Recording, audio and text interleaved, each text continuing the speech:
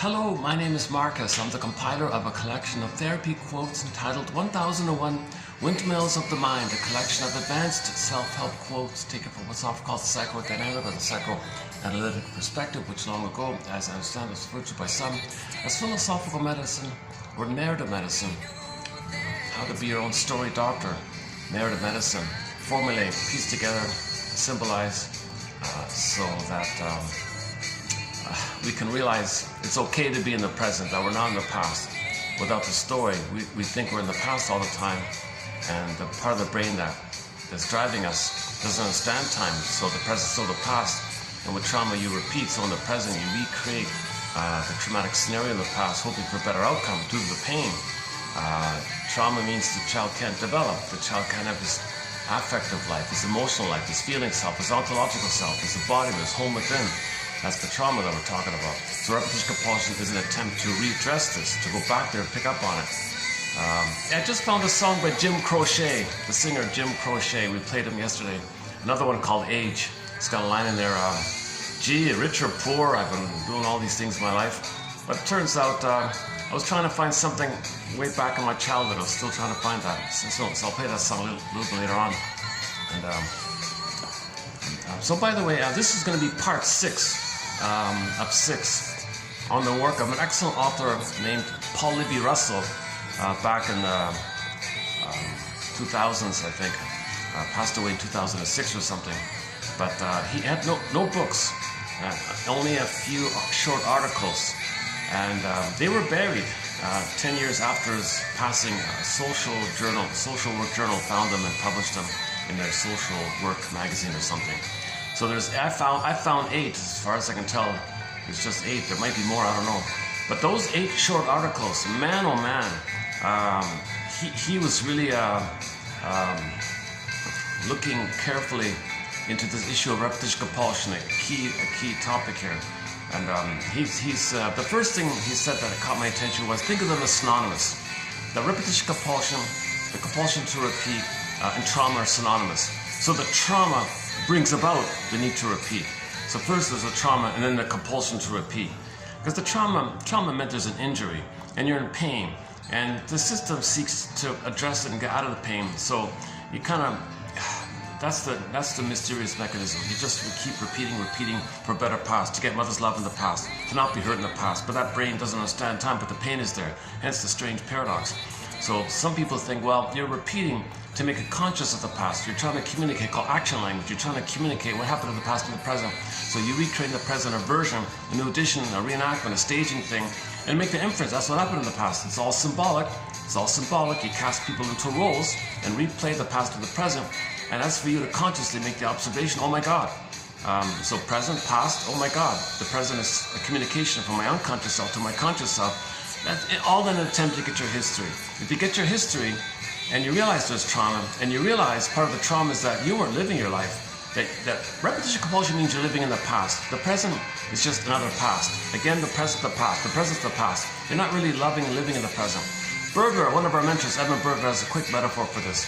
Every neurotic is a music enthusiast, but he only has 145, which he carries with him everywhere he goes. Okay, every time he sees a turntable with never-ending fiery art, he says, he plays his one and only tune, that traumatic neural memory. Cry for that medicine, no, and how we cope with it. Recreates it, wants a better outcome. But it's the rigmarole is the same thing. He doesn't know it. Yesterday's point was, there's a difference between, let's say the child tries to learn how to walk, he falls down a couple of times, he learns, he figures it out, everything's okay. Repetition compulsion is not like, it's not like that. It's not like, it's different. So yeah, let's not do that here today. So it's different. We covered yesterday.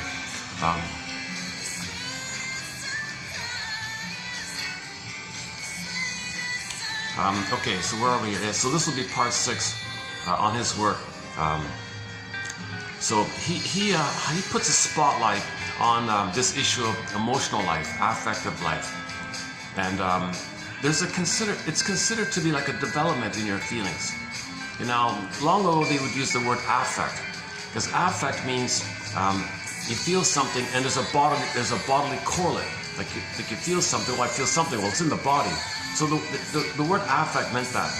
So usually feeling, it's implied that something is in the body. I feel therefore am. Lowen likes to say you are your body because your feelings in the body, so you are your body, and you know you are what. Those painful memories make us who you are, but the memories are there's pain, there's feelings around that kind of thing. So affect highlights the idea that whatever you're experiencing in the world of feelings or sensations, the body's involved. Put it that. Some people argue they want to. Some people want to argue otherwise. That's nonsense. Anyways. The term flat affect means that when there's trauma, the child's budding beauty is his emerging self, which allows him a wide range of feelings, needed affect, appropriate affect, okay, aliveness affect, feeling real and alive affect, feelings, emotions. Okay, so that's a golden ball, the hum within. You want to feel real and alive, not like the Velveteen Rabbit story. So you want to have that kind of hum, and you live to the extent that you feel. You live to the extent that you feel embodied, your sense of self called embodiment, ensoulment, like that. Also known as the soul. The soul's in the body when you feel real and alive. So to convey the idea that the aliveness kind of goes flat, not dead, it's just flat. The pin goes in a collar. So in one fairy tale, the pin goes in a collar to represent the under the collar, flat. The emotional body goes flat, kind of thing. So flat affect, they would say. Okay. In ancient times, the term for this was athimoalexia. No feelings for your words. Nowadays, people say alexithymia, no words for your feelings. Similar idea. And that's the core issue. That's the opening premise. That the baby had a budding beauty, the soul embodiment, called a budding beauty, like he's whole and complete. He's radiant. He's complete.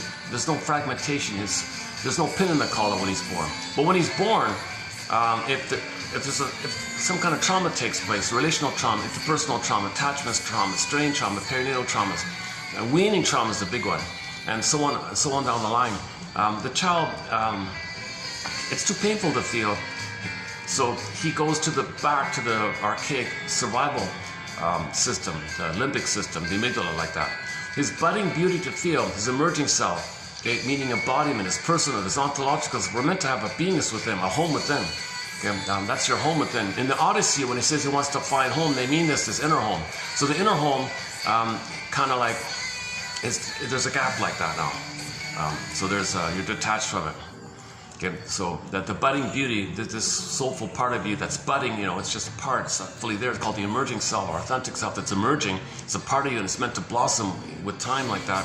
That part, that aspect of us called the feeling self gets frozen, petrified, turned to stone, non-metaphor, sent away, exile. So since it's also known as the beingness, they would sometimes call it the feminine. So they would bore the idea of the moon and the sun, okay, feminine, masculine. Okay, moon and sun, feminine, masculine, yin and yang, right? So the feminine and the being, okay, the serene, inexhaustible fullness of being, that's your yin, your beingness. Okay, like the moon, this powerful moon like that. Okay, see, in normal life, you're doing the masculine, expresses your being, maiden king. Okay, so you're being the maiden, the princess. So the feminine would be symbolized as the princess. Okay, now from the beingness, your ethical, your doing is going to be ethical, moral, virtuous. Okay, so Pegasus, okay, your soul of Pegasus, and then the Chrysaor and the Muses, they do put in form your feelings like that. So you want to come from this beingness kind of place. Woodman's line is the wounded feminine leads to distorted masculine. Kristen Wilson's line is, if you're not in your body, if you're disenchanted in your body like that, if you're not in your body, okay, that's the feminine is wounded, okay, you're not making sense now. And it's disembodied discourse that causes all these problems out there. Because with disembodied discourse, you're scrambling in a sense of grasping, because that's the baby's in a panic kind of thing. So you're just doing things symbolically, you're repeating, living in the past, pain, smoking, drinking, gambling, promiscuity, oral fixations. You're not really living in the present. Okay, you're living in the past all the time, and so you're repeating the past due to the pain that comes up. When you repeat the past, you got to find numbing devices. So like the overeating and the smoking, drinking, so on down the line, right? Called the oral fixation. So the budding beauty, the emerging self. So that part of us that's meant to continue to be with us, stunted in its development. So Libby would say that's affective incompetence now. you're going to have a dysfunctional feeling system. Your feeling self is going to become dysfunctional because it's frozen like that, stuck in the past like that. So you can't really feel anymore. You're very limited in your feelings. In fact, you're not really feeling. There's a pain around them, and you got to repress it. Some people say when you keep repressing that you can't feel, you don't want to feel, as you repress that, then there's a phenomena called repression. You keep bearing it down like that, keeps coming and pushing it down. It's a problem like that. And again, Janov picks up. And then we got to go to Janov for the continuation on that thread. So if the feeling self is kind of frozen, unavailable, so we can't live in love. We can't have, gratitude. In many cases, gratitude and empathy, morality, and ethics and virtue. That's come from the feeling self. The spontaneity and the play and the creativity and the delight and the joy, and enjoying lots of songs, enjoying lots of music, enjoying the present, the spontaneity and the aliveness of the present. Just be enjoying the now. No calculation, no planning, no scheming. No Eric Burns games. Gotcha, because you're full of anger and you want to express your anger with gotcha games or something, or cold shoulder, passive aggressive behavior. Mother hurt me. I'm in battle with everyone because mother hurt me. Now you wanna, you see everybody as the hurtful mother. So you're always like a self-defense mode. So you're transferring the problem with the mother onto everybody. And the world's like your mother in effect. And that's why you kind of feel like it's a jungle all the time. Because for the baby, it is a kind of a jungle-ish thing for the baby. Because if he thinks he's going to be a goner, if the baby doesn't get his needs met, if he doesn't feel safe with the mother, he's going to perish. He's a goner. So the baby originally wants to live in love, to nourish his beingness, his budding beauty. He wants it nourished. He wants mother's love, safety, rhythm of safety, soothing, sweetness, tenderness. That's like the soil for the seed, the beingness to continue to blossom. Then it becomes like a princess. The soul's like a princess, right? But in trauma, the princess gets exiled, sent away. Okay? Sometimes the princess morphs into a bird and flies away, morphs into a fox and runs away. The Inuit like to use that one. Or the princess locked in a tower, or like Snow White, Sleeping Beauty, or in a coma like that, or just we don't know where she is, right? So the idea is like there's a gap there between you and you feel empty because your soul is somewhere far away like that. You want to get it back. Well, it'll come back on its own accord. When you admit the trauma, it'll come back. So if you admit and understand, then it'll come back. If you don't understand, it stays away. It's afraid to come back because the pain cycle still goes on. It pushes away. So it might even fly further and further away. So you got to be careful with that kind of thing. Now, the Disney film Inside Out offers a quick one-on-one on this idea.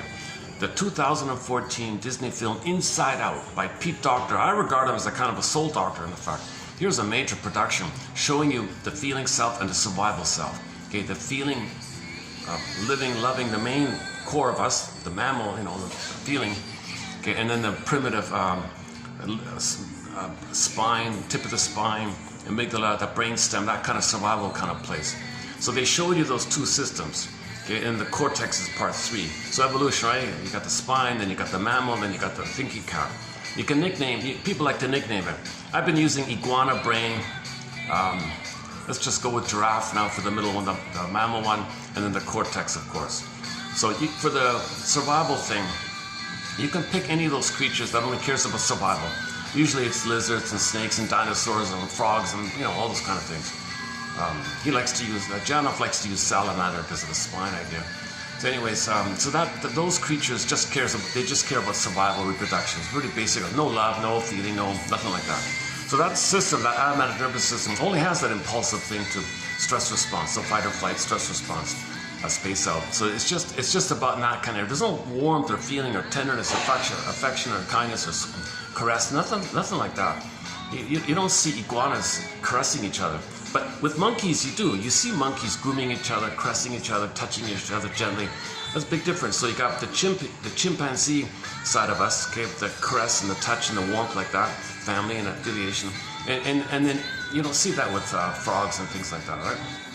Whatever. So Disney film Inside Out, they show you those two systems. The cortex is the third one. This evolutionary thinking cap. So that's the thinking cap, the cortex, right? So you get language and you understand, and so on. Well, in terms of our affect, you got the survival sensations. So from that stress response. So you got fear, anger, shame, okay, distress, like that. But the feeling self is joy, interest, and curiosity, and pleasure, delightment, and enjoyment, like that. So yesterday, at the end of yesterday's video, I go to the very end of yesterday's video. I was walking along the road just nearby here. I did a quick little, just a 5-minute summary of Paul C. Hollinger's book, What Babies Say Before They Can Talk.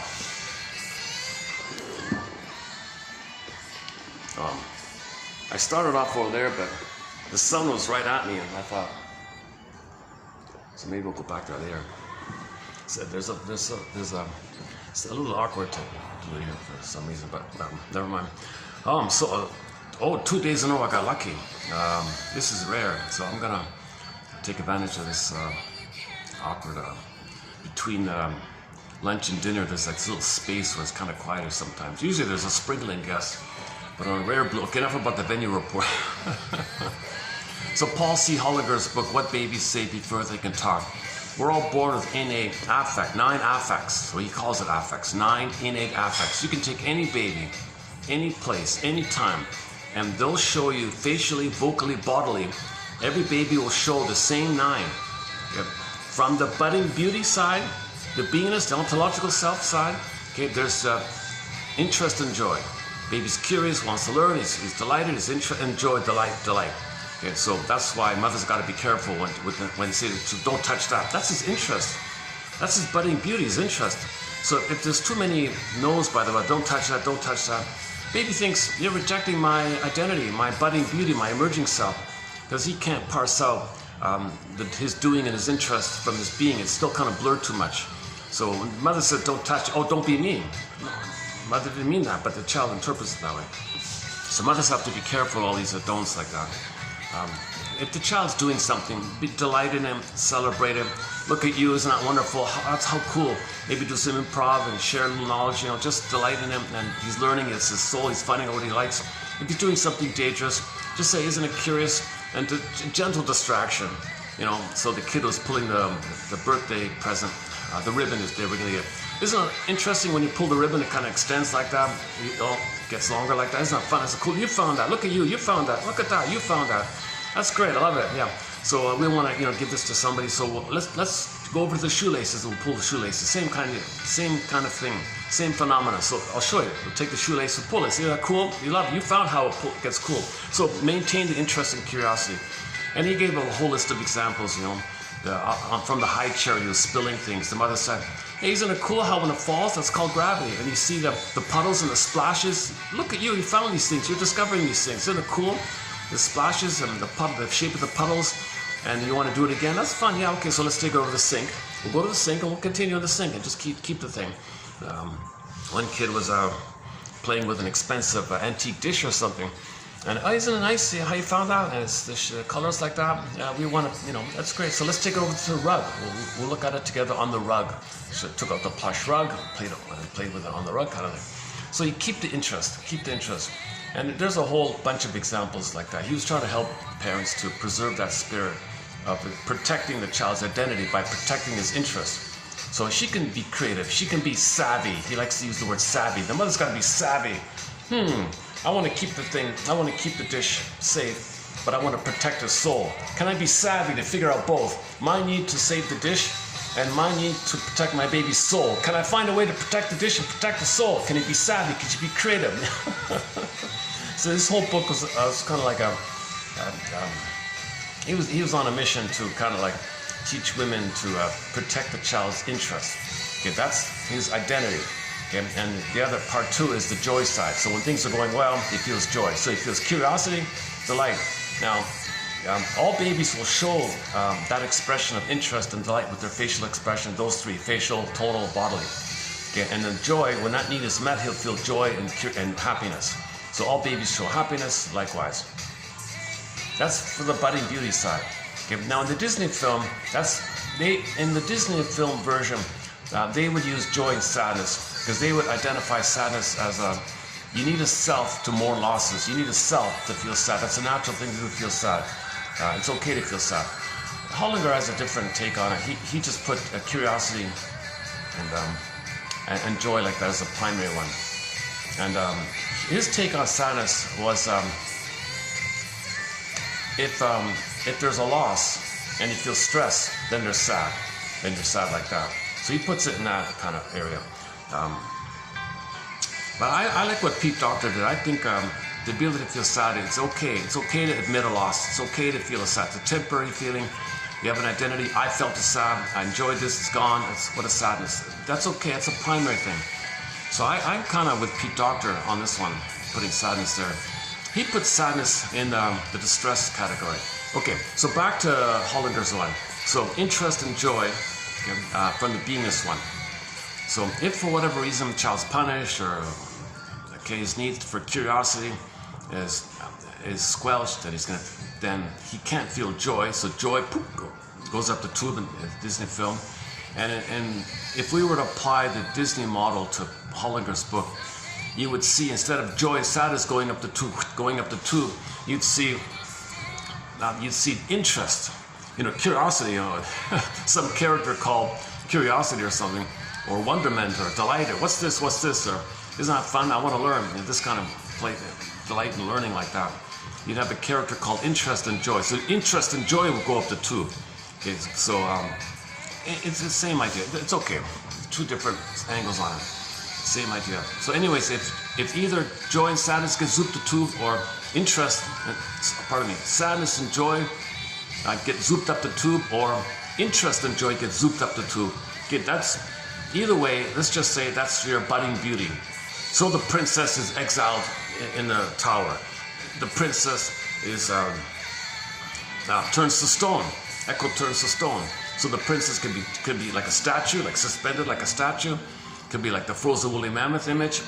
There's many ways to convey the idea that your feeling of being real and alive is unavailable to you. So petrified, turned to stone, missing, runs away, flies away, up a tunnel, down a cavern where the light is never shown. Played the song Windmills in the Mind on that one. Barbara Lewis's cover. Or if you know German, play Katja Epstein's German cover, Windmills in the Mind, which is our theme song to the channel. So the soul, another common image for the soul, the aliveness being the princess exiling or being disappeared, is the princess is on the field. On the field, the princess is on the field. She's called Miss Core. Now the core, like authentic core of the person, the beingness of the person.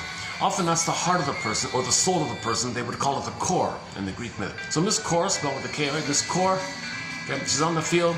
Okay, now, you think about the gap between what the baby needs and what the baby gets. It's a huge gap. Now, when there's a gap like that, when there's a gap between what the baby needs and what the baby gets, and there's a gap, okay, the image is the earth opens up, the crack in the earth, the gap, a chasm in the earth, and Miss Core falls down. She gets pulled down or yanked down, disappears like that. She's down deep in the underworld, meaning the unconscious force. So she's in this other world. We live in two worlds. So she's kind of gone like that. And they got the chasm. Emily Dickinson says, well, that's a pain, well, swoon. Brain sends you endorphins. There's a pain so utter, swallow substance up, and the person goes in a swoon. Baby had a great hope, she said. Great hope fell. You heard no noise. The wreckage was within. Oh, cunning tale that let no witness in. Okay, for that one, you got to go Wizard of Oz. Okay, so Scarecrow, we can't perceive it. We don't have a hippocampus. We can't know it. No storage facility. No brain like that. So the hippocampus is not there. So Scarecrow has no brain. So this is called the unthought known. It's known, but we can't think it. This guy's got no brain. Unthought known. It's known, but we can't think it. Scarecrow, no brain. Okay. Now the Tin Man, same idea. The heart was missing. Like Miss Core was missing. The heart was missing. Joy and sadness was missing. Or interest and joy missing. Get that budding beauty. Snow White's the budding beauty missing. Princess missing. Same idea. Now the Tin Man and the Scarecrow being like that means the person's going to feel disembodied. It's the Cowardly Lion one. And so you got the fragmentation, like soul fragmentation. So knowledge of the trauma is disconnected from the loss of the feeling, and we don't know why we lost the feeling, and we don't know the story of why we lost the feeling, and we feel disembodied. So Dorothy's a part of the system of trying to line things up. So we want to line things up, right? We want to get heart, head, mind, body all lined up together. So Dorothy's a symbol of the energy within us that's trying to line things up. Okay, and then we got a major thread in our collection called Psychological Interpretations of Myths and Fairy Tales. Oh boy, the caffeine is kicked in here. One little coffee makes me, I can go for like 2 hours on one little coffee. I'm not caffeine tolerant really. Where are we? Get back to Inside Out film. But for the purpose of getting these quotes, I don't mind doing it this way. for a while. Disclaimer times 1,000. You see my anxiety. I make a lot of speaking mistakes. I make a lot of bloopers and ums and ahs and stops and starts, and sometimes I forget what I was saying. What was I just saying? I do a lot of these little things. So I have not been analyzed. Okay, disclaimer times 1,000. I'm not a doctor, midwife, doula, nutritionist, gynecologist, forensic psychiatrist, and so on down the line. I have a humble BA. I'm the compiler of the quotes. So what I'm doing is I'm finding 10 quotes for each video that are interesting, and then on the read back of them, the hope is 1 out of 10 will click, give you that inspiration. I want to make the unconscious conscious. I want to build the ego. Psychoanalysis. I haven't said this in years. One of the quotes we used at the beginning of this channel 5 years ago. This channel just recently celebrated its 5th birthday. So back 5 years ago, I remember using that a fair bit, and I haven't used it in years, for like 4 years or something. It's from an Italian poet about psychoanalysis. It's a great little one-liner.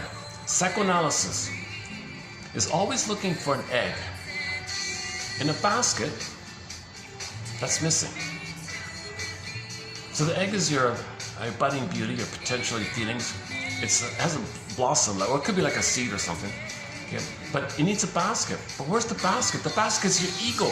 The basket's your kind of reflecting attitude, your questioning mind. That's where the curiosity comes from. That's why if the mother squashes the child's curiosity, you won't have much of an ego. Trauma will damage the ego.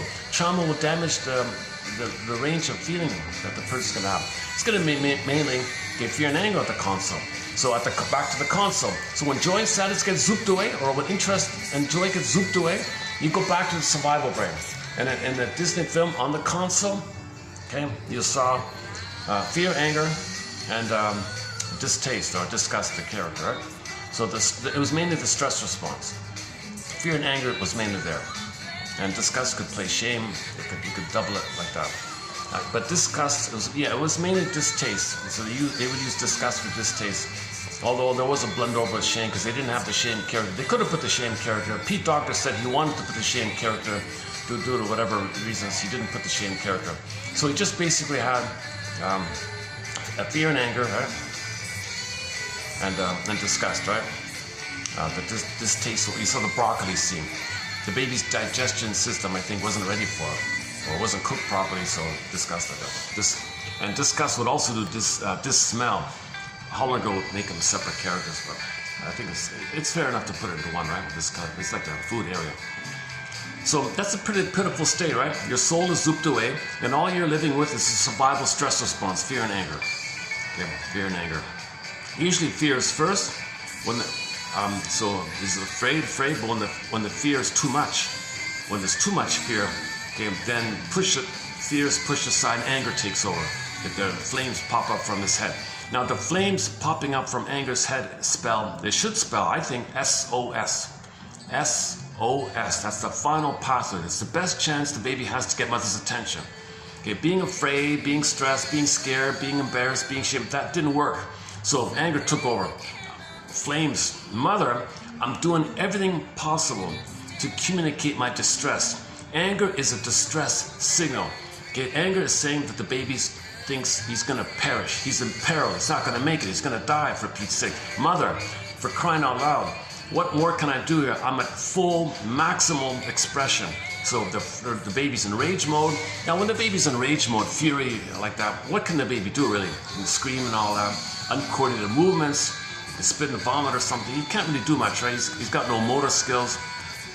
All he can do is show through his face, through his vocal and bodily gestures that he's in rage. We know when the baby's in rage. We know when the baby's scared and then terrified and then full-on fury rage, right? The rage is really that survival brain like that, right? It's not really in the feeling place. It's just survival idea. So the baby thinks it's a survival issue. That's why he's in rage. That's a sad state for somebody to live with survival mentality. They can't have the feeling self. So joy's not there, sadness won't be there, interest, curiosity, and all the related associated positive feelings of your having your beingness. So joy, affect, tenderness. So intimacy and sharing I statements and creativity and just being being in the present and just being real and alive, not being in a stupor or being numb or being in a dream, and you're just like hypnosis, you're just repeating something blindly, and you feel numb, and you're in pain, don't know you're in pain, you smoke and drink to numb it, push it down.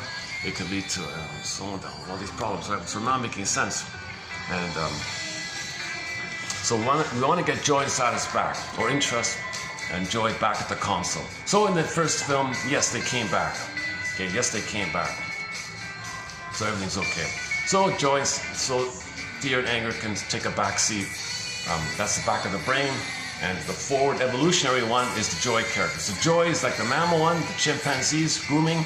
Okay, and then the fear and anger one is like the dinosaur, take your pick. I've been using iguana, huh? No one's used the iguana. I've seen people use lizard and snake and frogs and sharks and anything that's just sort of cold-blooded, like this survival kind of thing. Dinosaurs are a common one. Alligator, crocodile, of course, that's a common one. But no one's taking iguanas. I'll take it. I'll take iguana. 1001 Muslim. I'm reminded of the iguana because of the story of Mr. Williams, Tennessee Williams. So the iguana was tied to the post, to the tree or to the post or something. The alcoholic guy had a mother complex. He couldn't break free. He had a huge oral fixation as alcoholic. So the parallel was the iguana was tied to the tree, right? He thought he could break free, but it was fake. He was a dry drunk. So the iguana was set free from the post, but the cord and the collar and the cord was still wrapped, so still dragging him like an albatross.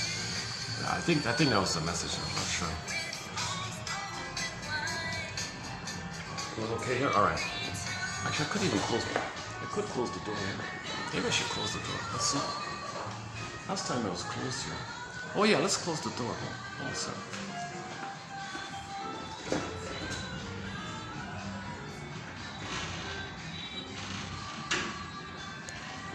Yeah, there's some guests right there.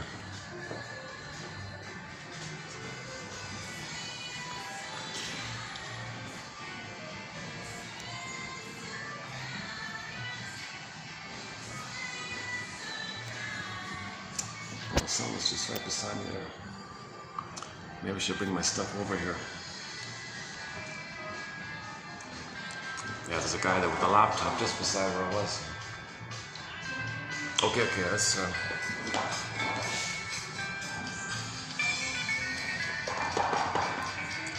okay, where are we here?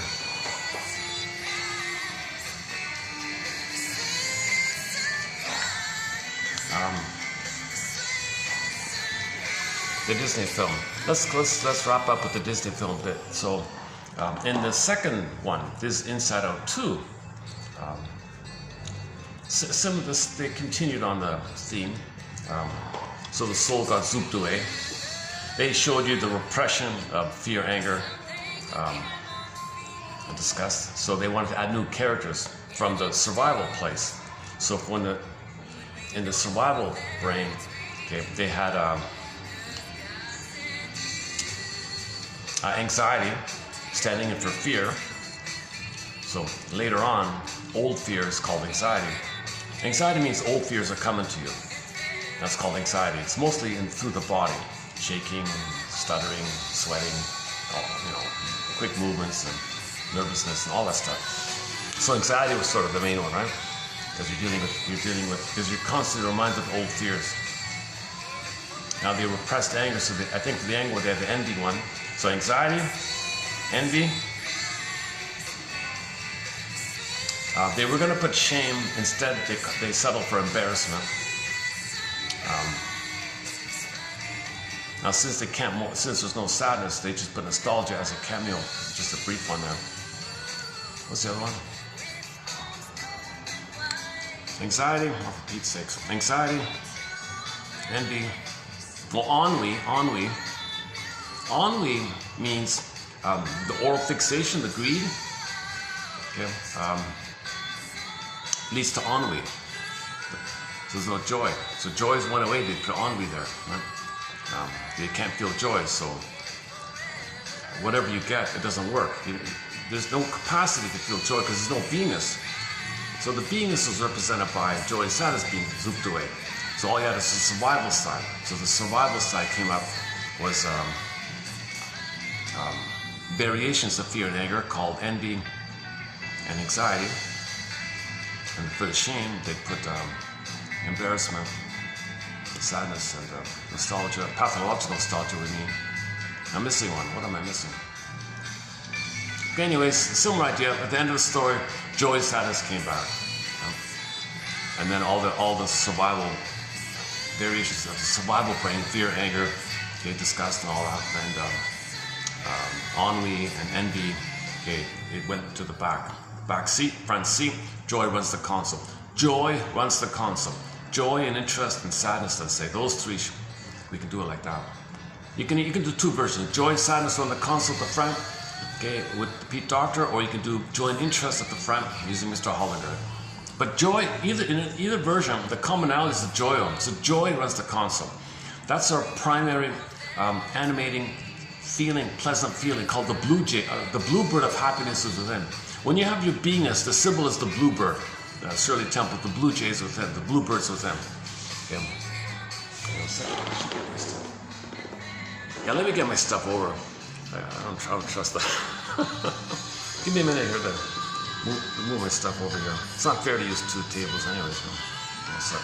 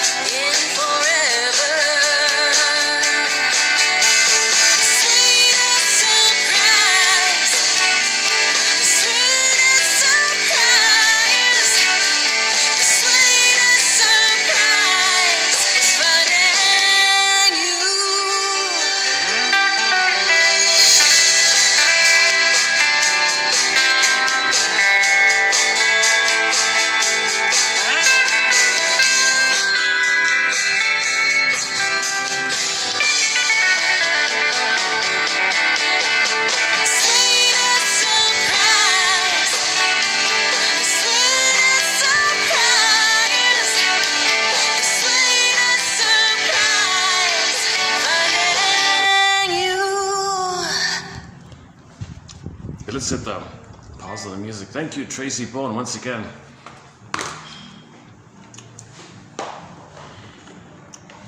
Okay, where are we here? It's too bad about the shorts. I went on a bit of a rant yesterday. YouTube changed something. They made it virtually impossible to post a short. Because in the process of trying to do so, suddenly there's no audio. So you don't know what you're hearing in order to make a short from. Like you don't, so you can like randomly pluck out 3 minutes, but you can't hear what you're sending. But then on the playback you hear, so you don't know what you're sending, but when it's posted and played, oh, then you hear, oh, I didn't want that, you delete it and try, it's like a random guessing thing, you know.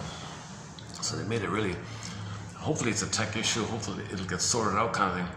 But during the string of videos on Paula B. Russell, I really wanted to get shorts out. So I'm kind of thinking about how to maybe change something to get Libby's quotes out in short format. So I'm working on that kind of thing. But man, oh man, if anyone can put up with my anxiety, I would highly recommend watching or listening to the past 2 videos. This is 3 actually. So in the first take, I did 4 pages. Yesterday I did page 5, and today will be page 6. So it's only 3 videos. If you can put up with me for 3 videos, or better yet, or much better yet, see if you can dig up those articles. I gotta look around kind of thing.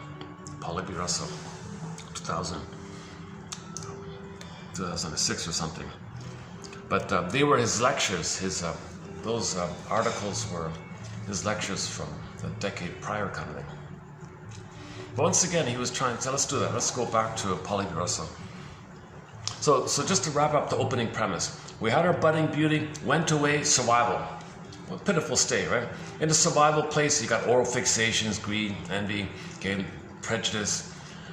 Oh my God, identification with the aggressor, treating others the way your mother treated you, okay? Because in the pain of trauma, you may become the mother and you shame yourself. Now, your anger at the mother rebounds in on yourself. You make it pleasurable. So this is what a mess is called psychomasochism. So you cloak it with activities to make you unaware of this disturbed thing, where the only way the baby can deal with his own anger, hitting himself, so to speak. So the baby cried for love, blocked, tension, fear. Oh, sorry, back to Paul C. Hollinger. So interest and joy was the beingness one, right? So when I get zooped away, in his version, the 4 from the back, the 4 would be distress. It's just stress, simply distress, right? Distress. Now, distress and loss would be saddest. That's his take on it.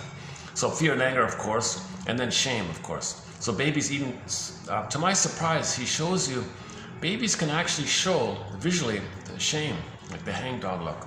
I'm really surprised, like a 1-day-old, 2-day-old baby can look really defeated and sort of dejected and all that. That's really sad like that, right? So it's innate kind of thing. So these are innate things as part of us. Just like when a baby's born, he has the innate ability to hear and see. These are innate things with their feelings. We're feeling people. We're feeling beings. Human beings are feeling beings, right? And then when we're traumatized about our beingness, we're traumatized about our feelings. So the repetition compulsion of the trauma is an issue with the feelings. So repetition compulsion is about getting back our feelings. Is getting back to what Jim Croce said. Getting back to what he left behind. Repetition compulsion is getting back to what we left behind, and then picking up those seeds of feelings and see if we can expand our feeling range. Because the feeling range in the survival place is just stress response. So you got very limited feelings there, just survival, my greed or your greed, either or, prejudice. You got very simple, kind of a limited range of feelings. Klein calls it the paranoid schizoid.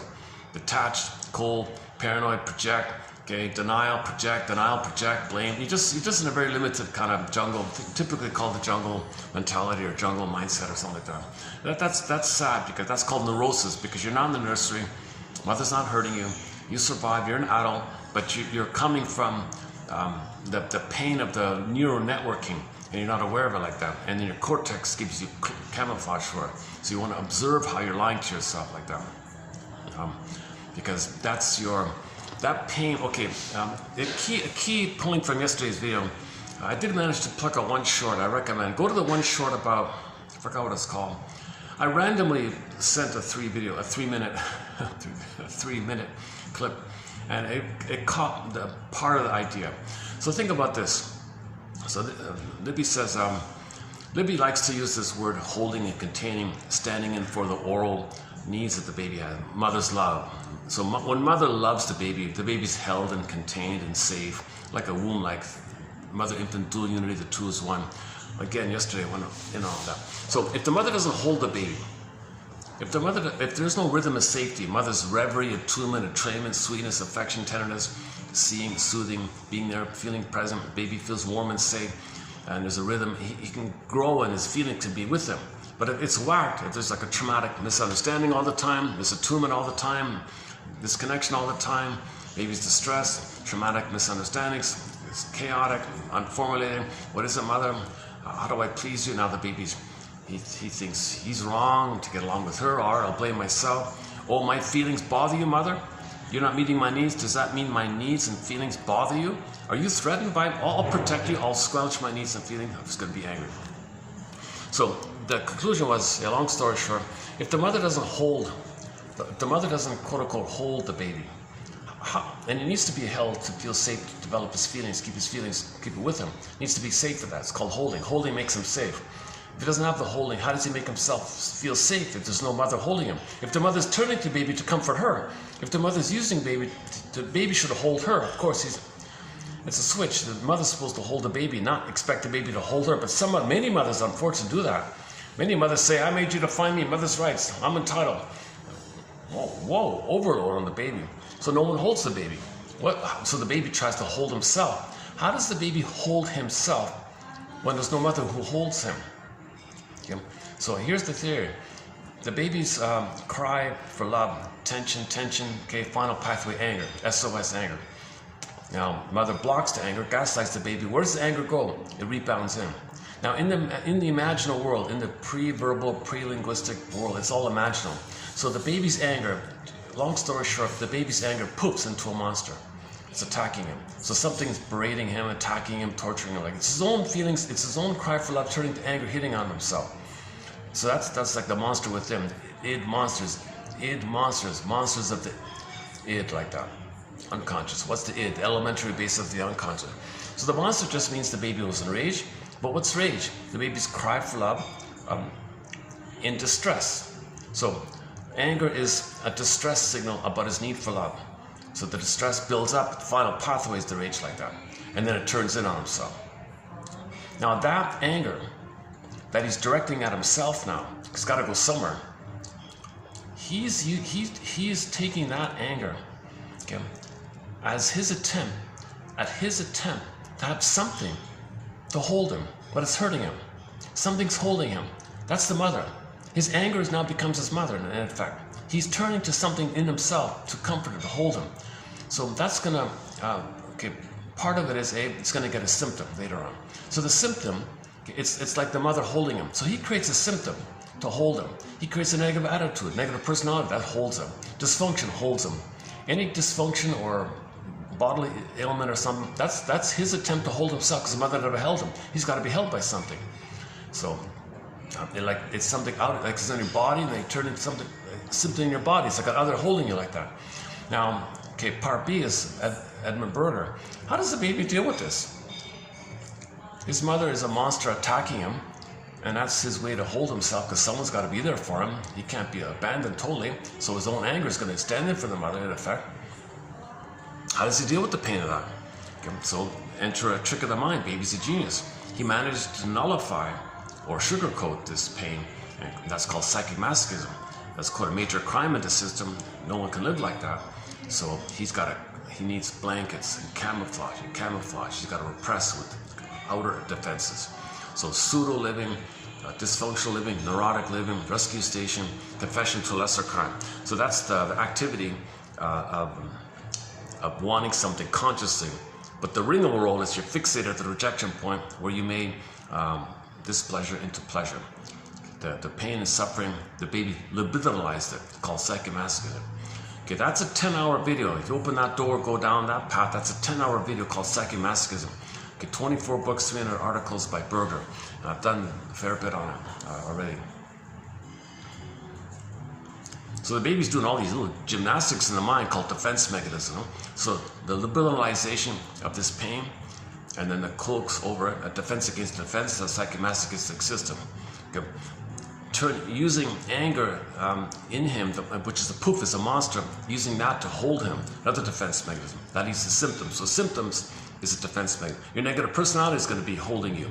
That's why people don't let go of their narcissism or the bullying or any harmful thing. That's what's holding them. The baby's got to be held. No baby would make it if they weren't held. What's holding the baby if the mother's attacking him? See, if the mother doesn't meet the baby's needs, it's not being held. I guess he extracts something from the environment, but it's not enough. If he's screaming in a rage, thinking he's going to die, obviously it's not enough. There's a theory like that. So the oral fixations are going to hold him. So people are clinging, they're clutching, they're clutching to these things. So we recently spent a lot of time on oral fixations. Okay, Shakira's album called Oral Fixation, volume number 2. Okay, oral fixation is due to weaning trauma. So it's pretty clear that she was talking about weaning trauma, because a common metaphor for weaning trauma is the fruit on the tree. Okay, so tree, stem, fruit. Take your pick, any fruit, a plum, apricot, whatever you want. Okay, if the fruit is plucked from the stem prematurely, it's unripe, it'll be bitter. Okay, on the front cover of Shakira's album, I'm not a fan. I don't even know any of her music. I don't care for her at all. But anyways, on the front cover of the album, they tied a baby to the tree, like a fruit. Okay, so they fused tree, stem, plum. Okay, mother, nipple, stem, baby. They fused it. They condensed it like that. So now the baby doesn't have the nipple, because the mother pulled the breast away, and she's holding the apple. The apple was the nipple in this case. Okay, round, red, nipple, apple. So the mother pulled away the apple, and you see her revenge on her baby. Hell yeah, I'm not gonna feed my baby. My mother didn't feed me. Revenge. So she takes fiery revenge on herself and the baby, because she's expressing her anger at the mother. So she wants to show up the mother. She's gonna rebel.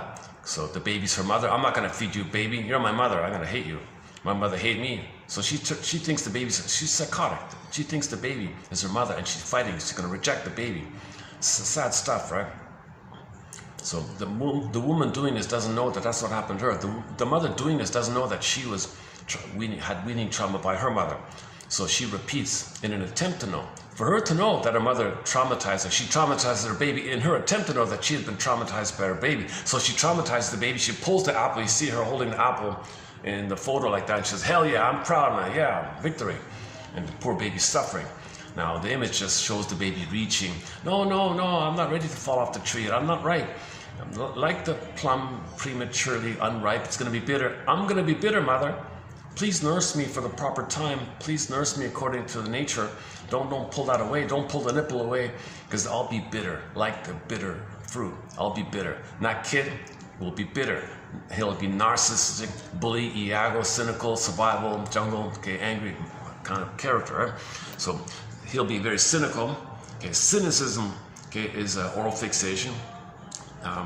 Now the baby has to stay stuck at that identity called infantile megalomania. So cynicism gratifies infantile megalomania. Okay, cynicism, sarcasm, dark humor, black humor, shaming humor, negative, kind of pessimistic, half empty. People were constantly cynical and bitter banter, all that stuff. That's oral fixation. It gratifies their identity. It's the only identity they have. Oh, enter advertising. Let me do a quick little sidebar here before I forget. Just before starting this video, there was some kind of comment on a book. I didn't hear about it. So I'm thinking in the future, maybe we will tackle advertising. I posted a couple of quotes about the psychology of advertising. So I didn't know this, but 20 years ago, there's a book called, what's it called again? It's a well-known, she's a famous lady, I never heard of her. Jean Bourne, something, Keybourne or something. A book called How Advertising Changes the Way We Think and Feel. Oh, you can't buy my love. Yeah, so she's got a book called You Advertisers, You Can't Trick Me, You Can't Buy My Love. How Advertising Changed the Way We Think and Feel.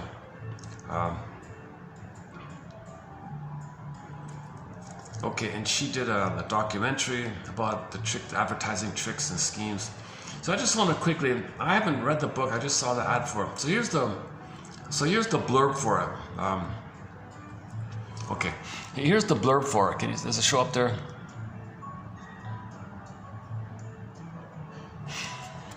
So I'll just read part of it. When was the last time you felt this comfortable in a relationship? So what do you think you were advertising with that slogan? A very good, very catchy, very thoughtful wordplay.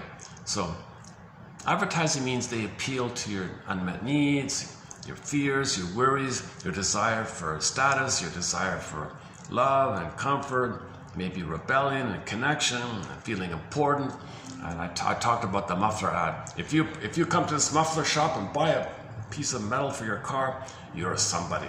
You're a somebody. At this muffler shop, you're a somebody. People flocked. I got it. We need a new muffler. No, we don't. Yes, we do. I want to get a new muffler.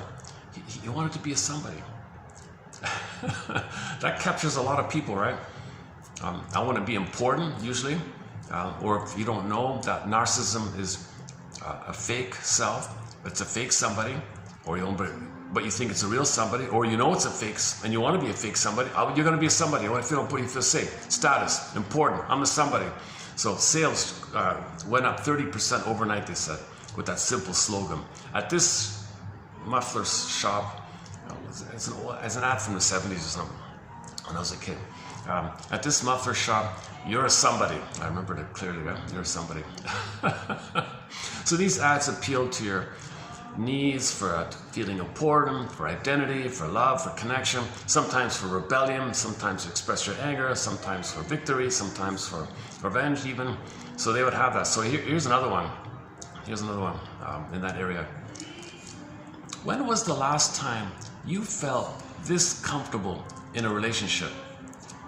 It's an ad for a shoe ad. A shoe ad. So they show you a shoe, and this jingle was, when was the last time what do you call it, advertising slogan or jingle or something? When was the last time you felt this comfortable in a relationship? And they showed you a shoe. Maybe the foot was comfortable in a relationship. The shoe's a relationship. You're having a relationship. Your foot's having you're having a relationship with the shoe. It's a comfortable. We want a comfortable, real relationship with human beings. So you transfer your need for a happy relationship.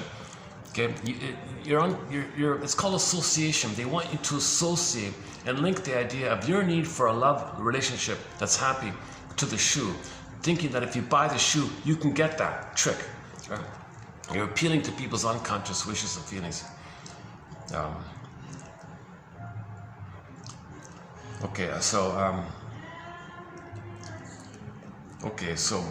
people are barraged with thousands of ads every day.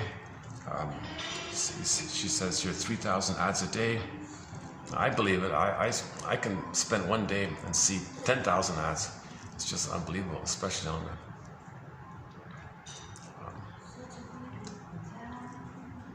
Actually, at this particular moment,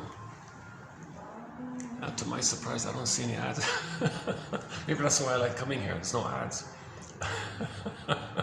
They're really shocked. A lot of these ads try to shock you and scare you, to infantilize you, to make you passive. And if they do so, they think the ad is the authority, the parent. Because the baby was shocked and scared by the mother. So the ad wants to shock you, to trigger that you were shocked by the mother, so the ad is the authority, your mother, you buy the product. It's disturbing stuff, right? This kind of thing. That's one of their tricks, right? It's called trance logic. So trance logic is you put you in a trance, you know, and the logic is, oh, I'm passive, I'm in a spaced out, I'm in a trance, I was traumatized, mother traumatized me, but mother traumatized, that means there's a mother who traumatized me. The ad wants to trigger that mechanism, and then you associate and transfer to the product. So the product that shocks you and scares you, oh, you're going to buy it. Really? Well, it might work for a few people. I don't know, but that's a pitiful thing that's being indicated. That's a pitiful thing that's going on. Okay, then promises, false promises of rebellion, connection, control.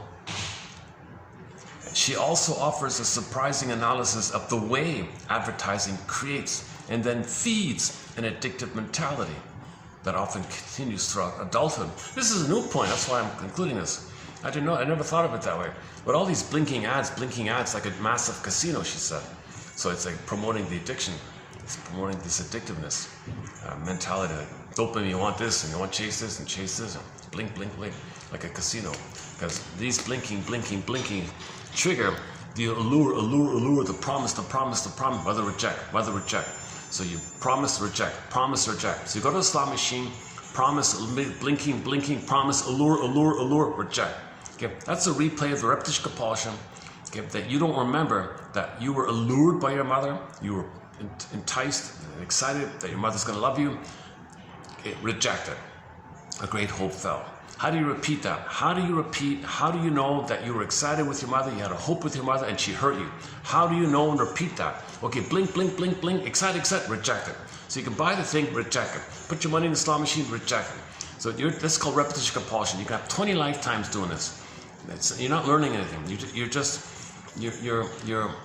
trying to pick up something you lost in the past.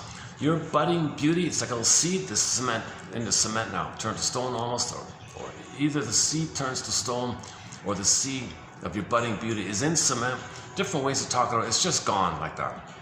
So you want to readdress this, get back there and free your soul like that.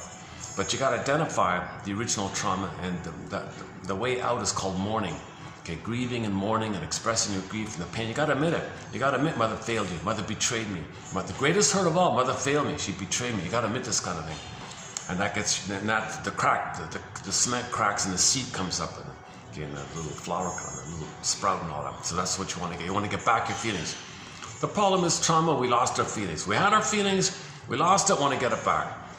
And then, so all these blinking things, gajillions of advertisements, that's code for you had a lot of promises and blinking, exciting promises, dopamine you're going to chase. So these advertisements are meant to chase. If you get it, you'll get love. Well, that's what the baby thought. The baby thought that when he reaches for the nipple, he'll be loved by the mother. What did you know? Pull the nipple away. No, I can reject you. So we symbolically recreate it. We somehow orchestrate, manufacture. We're trying to know our story. So we unknowingly are recreating things to know our original story. When we get our history, we stop repeating. We don't remember the history. It's all pre-linguistic, he said. It's all pre-verbal like that. So this obsession with advertising and blinkings, that's one guy calls it action language. We're communicating in this behavioral kind of way. And with the goal, of course, is to put it to words, formulate, symbolize, put it into story. We've got to narrativize, storyize, narrativize, put it into narrative form. There's got to be some kind of time, like sense of story. Story puts things in order, time. Oh, I get it now. You know, like you need some kind of story like that.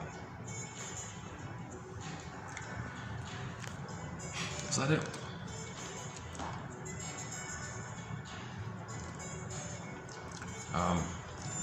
Many advertisements these days make us feel as if we have an intimate, even passionate relationship with a product.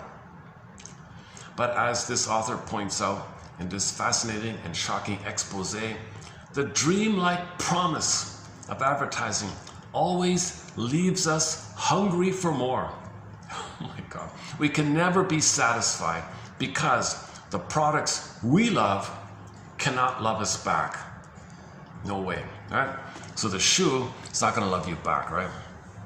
I mean, it makes your foot comfortable, but the love that you wanted was to be held in your mother's bosom, nursed properly, rhythm of safety, skin to skin, loving gaze, the whole playful rhythm of safety and the back and forth between the mother and the baby, the relationship. Mother and the baby have a relationship. There's no real relationship. The shoe is a fixed thing. Yes, it's comfortable, but it doesn't relate to you. It's a thing. It's a stubborn thing like that. So let's see how psychological this book really is or not. False promises, and then the point about making things addictive. This was 2000, the year 2000. Yeah, book is called. You can't. What is it called again? Can't buy my love. Can't buy my love. And people are always proud. I'm not influenced by this. You can't affect me. Oh no, it is effective. If you're the symbol flashing and shocking images, it affects people. Especially if there's a particular theme they're bombarding you with.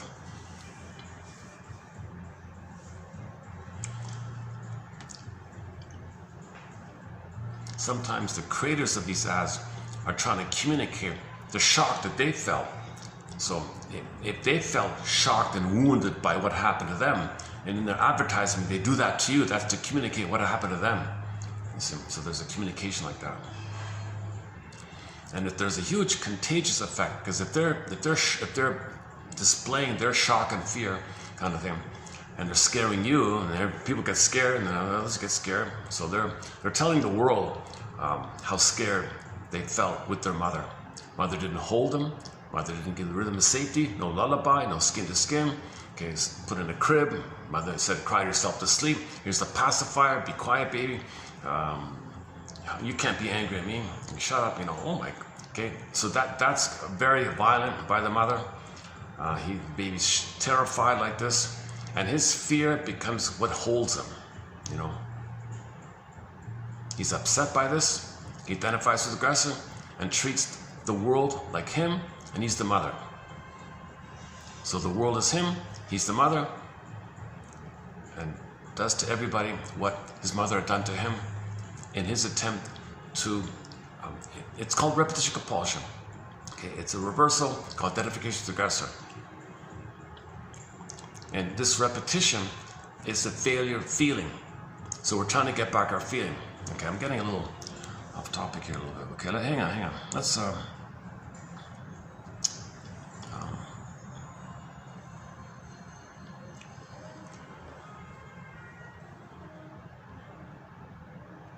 I'm also I see some of these ads, and lately I think there's been a bit of improvement. There's been a slight improvement. I noticed.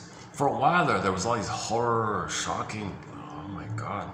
You go into the elevator sometimes, not here, but there's one place, the moment you step in the elevator, as the doors are closing, there's like a shocking, massive TV screen showing you like Jaws or something by screaming. And they show you a horror film in the elevator and you're trapped in there. Like they're doing things they were doing. Now I noticed they pulled it out. Somebody must have said something, I don't know. Little kids in there, it's shocking. I felt startled, like you have little kids in there being exposed to a violent, horror, shocking thing like that. When I saw Inside Out, I did see Inside Out too, a year ago, June of 2025 when it came out. There were 40 minutes of these booming, like full volume, maximal booming ads. Oh my God, it was so tiring. I wanted to leave, and I didn't want to watch the movie by the time it was over, kind of. My advice is, if you're going to go to the theater, watch a movie, show up at least a half an hour late. Skip all those shocking previews and advertisements. My goodness. Okay, I'm getting off topic here. Let's lighten things up here. Let's play that. Let me change my mood here. Let's play that song called Age. I just found it just before starting this video. I found two things: the song Age by Crochet and that book about advertising. So the main line I want to focus is, he says here at the end about living the life journey, age, life journey, getting older. I searched all my life with a nickel or with a million. I was searching all the time for something I left behind. Look at that. All my life, with the nickel in my pocket or with the million in my account, whatever it was, rich or poor, I was searching my whole life for something I left behind. He left behind his budding beauty, his beingness, his emerging self. It was frozen development, stunted development, left behind in the nursery, so to speak. It's in the brain like that. He left it behind. So he's going around. Where is it? Repeating. Okay, he didn't know he was trying to pick up where he left behind. That's called the stunted development, the frozen development, the feeling development, the frozen development. So that's a great little. So for the time being, I want to associate this song with our topic on repetition compulsion. With a nickel or a million, I was searching all the time for something I left behind. Okay, the actual line is, I changed it a bit.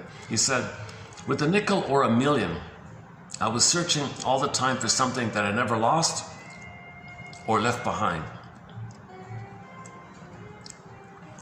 See, you never really lose your soul, so you never really lost it, but you left it behind. Similar idea.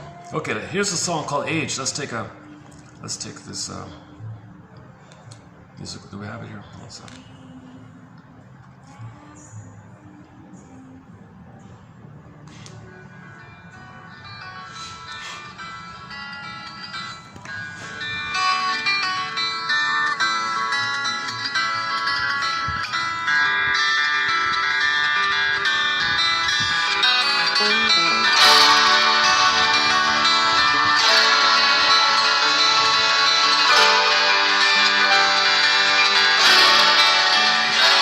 I've been up and down and around and round and back again. Been so many places I can't remember where or when. And my only boss was the clock on the wall and my only friend. Never really was a friend at all. I've traded love for pennies, sold my soul for less, lost my ideals in that long tunnel of time. And I've turned it inside out and around, about and back, and then found myself right back where I started again. Once I had myself a million, now I've only got a dime. Difference don't seem quite as bad today. With a nickel or a million, I was searching all the time for something that I'd never lost or left behind. Well, I've traded love for pennies, sold my soul for less, lost my ideals in that long tunnel of time. I've turned it inside out and around, about and back, and then found myself right back where I started again.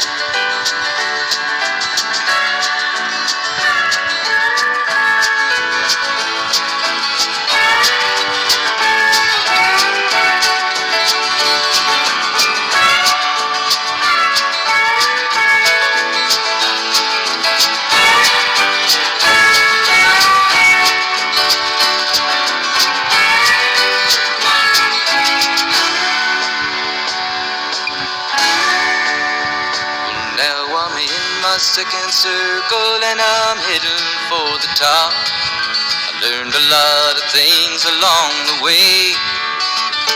I'll be careful while I'm climbing, cause it hurts a lot to drop. When you're down, nobody gives a damn anyway.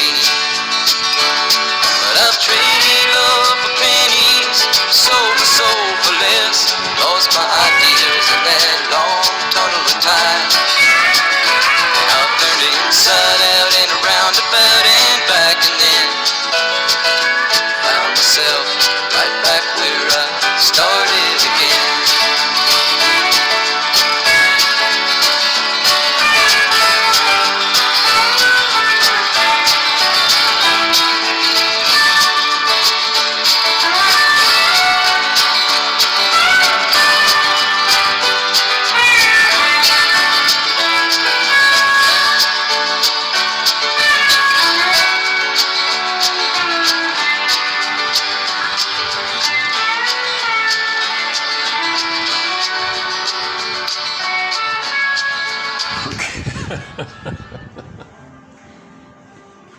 Nice little tune, eh? So now we now have 3 songs by Jim Crochet. The famous Operator, of course. Operator. The one about the footprints. And this one here. Okay, now maybe okay, let's do part 6 then. Let's start in on part 6 here. Okay, here we go, part 6. Hang on.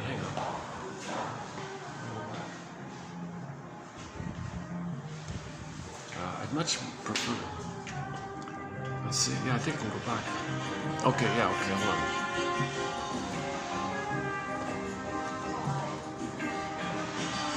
Let's see.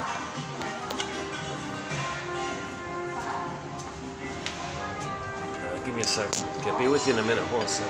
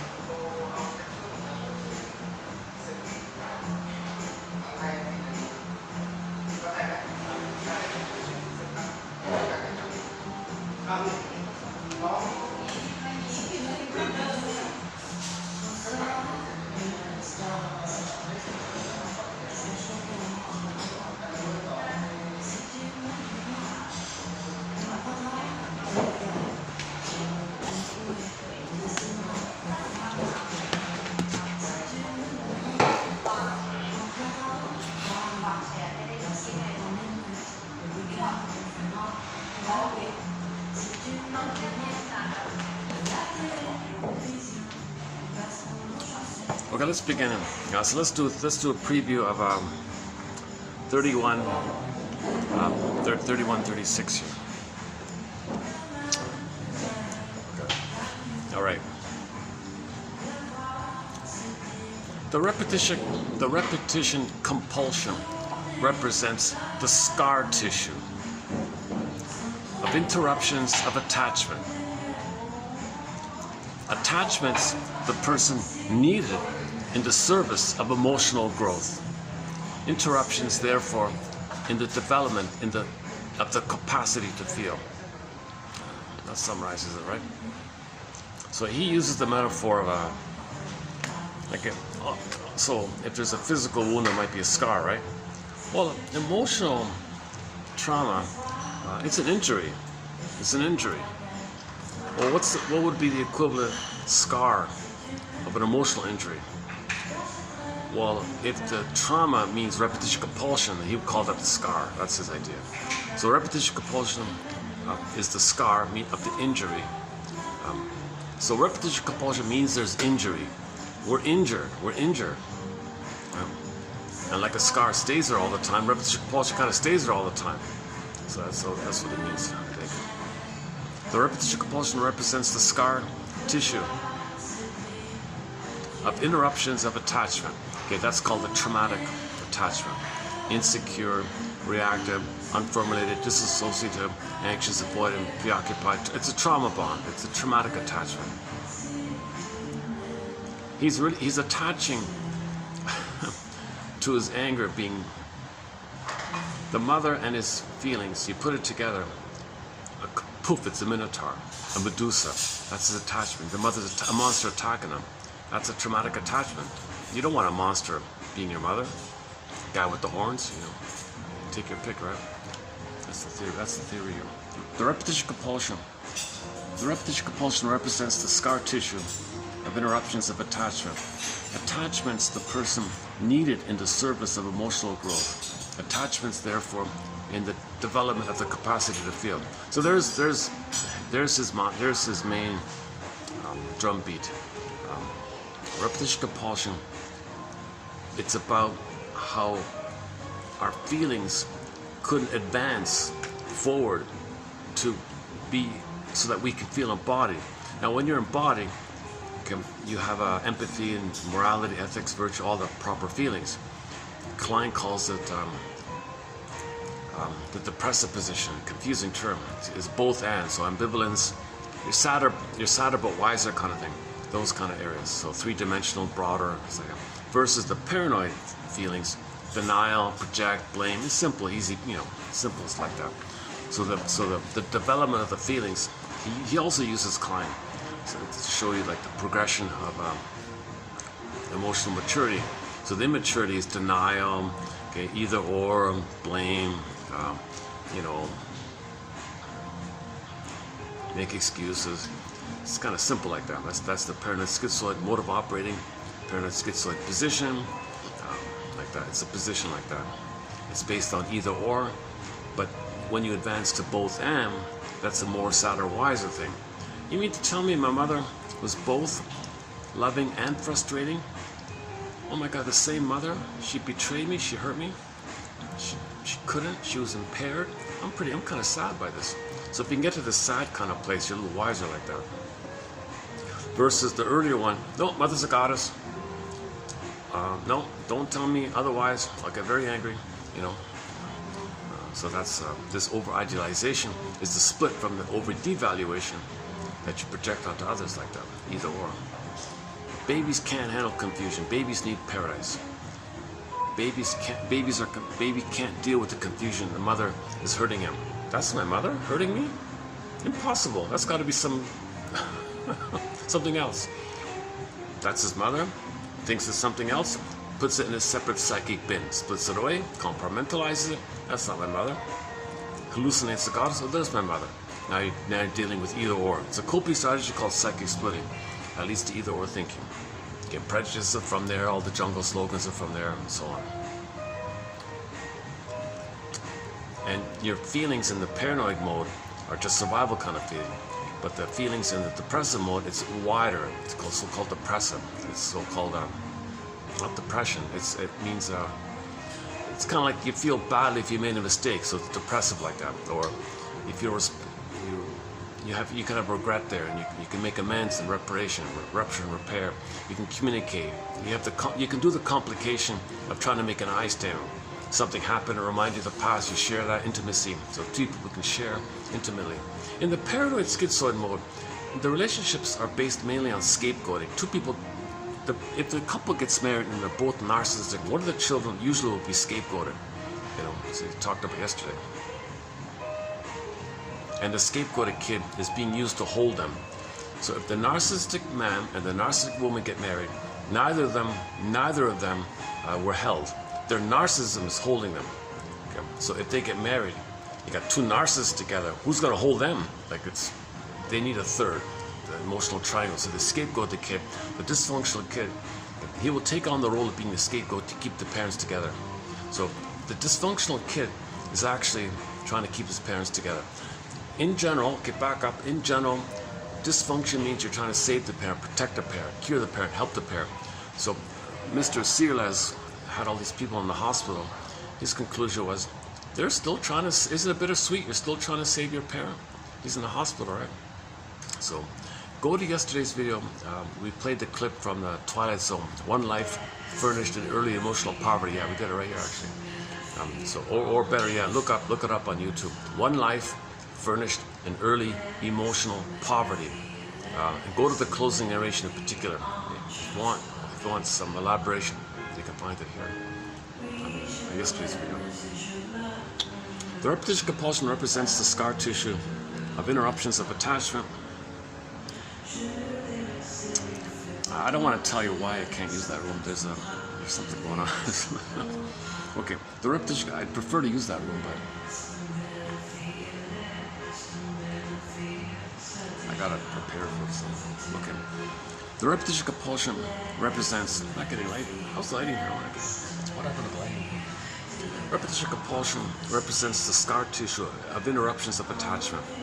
Baby needs a secure attachment, interruption, scar tissue, repetition, but you're repeating from there. So that's what Mr. Crochet would say. You're always going back to that place. So he spent a lifetime of escapades, hurting himself, self-defeating, drinking, smoking, self-defeating. He said what did he say? He sold himself for a penny, or he sold his soul for less than, I don't know, I forgot the lines. But so he lived an unhappy life, in other words.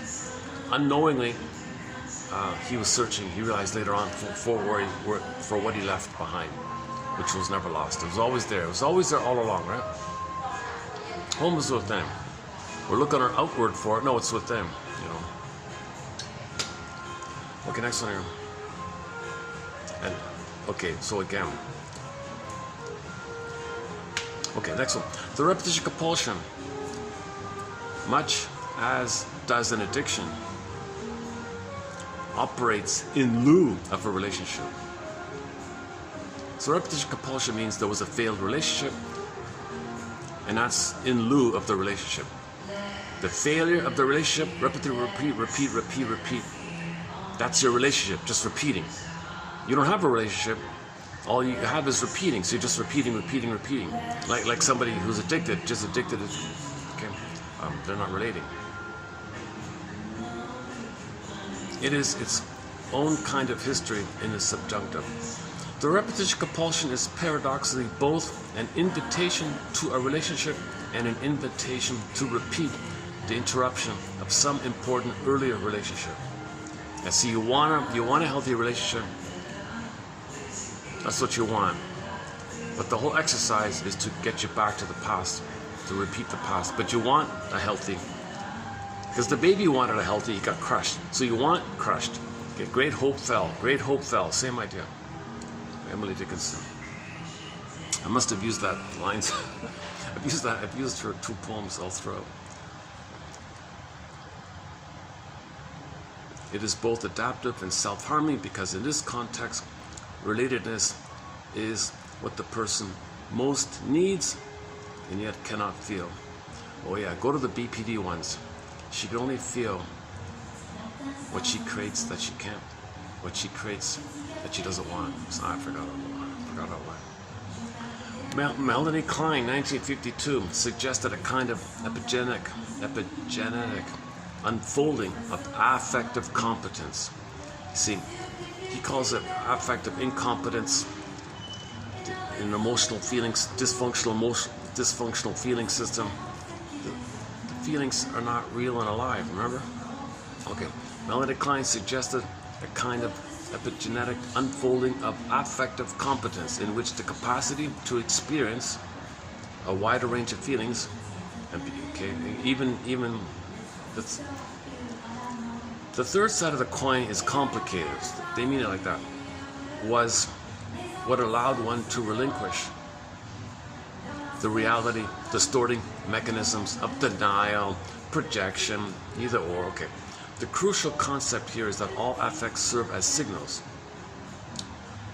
Affects also serve as a communicative function.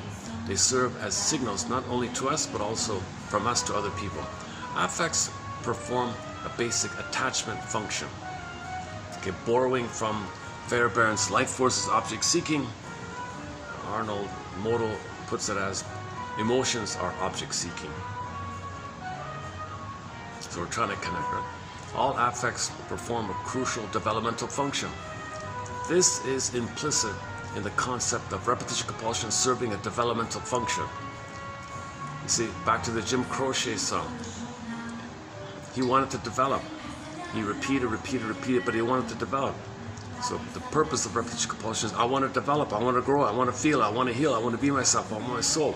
You're repeating to get, that's the positive intention of it. It's harmful. But the positive intention is you want to pick up where you left off, kind of thing, what you left behind.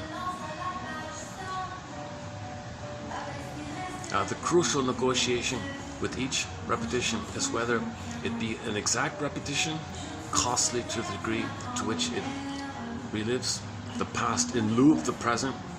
See, you're reliving the past in lieu instead of the present. You're not living in the present. Back to the Greenberg film. Shrink said to the guy, Mr. Greenberg, sir, you have a difficulty living in the present. So you live in the past. You linger in the past because you never lived it. You feel like you never lived it. You never processed it, couldn't know it, too painful, pain, trauma. You're stuck there. The present is just a mirage, like a repetitive mirage of the past. Okay, you play the 45. The 45 was pressed in the past. You carry the record. It's a new situation, play it again, play it again, play it again. Not really living in the present. You're just using the present like a theater stage to transfer the past, and the present is going to play your past. You're using the present in order to play your past. And to the Heck Ramsey show, Richard Boone, famous Richard Boone, he did a show called Heck Ramsey towards the end of his life, and he was in love with a lady or something. But he was older now, right? And he was worried about, he didn't know whether she still had a battle with her mother. Because what women do is, the battle women have with their mother, they transfer it onto the man and fight with the man, thinking the man is the aggressive mother. They want to control the man, fight with the man, because she's fighting with the mother still. So he was worried about this. She said to him, I get it, I know what you're talking about, don't worry. The past is to be remembered, not lived as the present. Whew, what a relief. So she worked through her issue with the mother and could live in the present. If she didn't work through the issue with the mother, she would continue the battle with the mother, using him as a stand-in for the mother and fight with him. See, the unconscious is doing, puppet master is doing this. So that's humanity's third narcissistic injury, that these kind of things are going on, that we're being driven by these old childhood things. Enter the film Lady in the Dark with Ginger Rogers.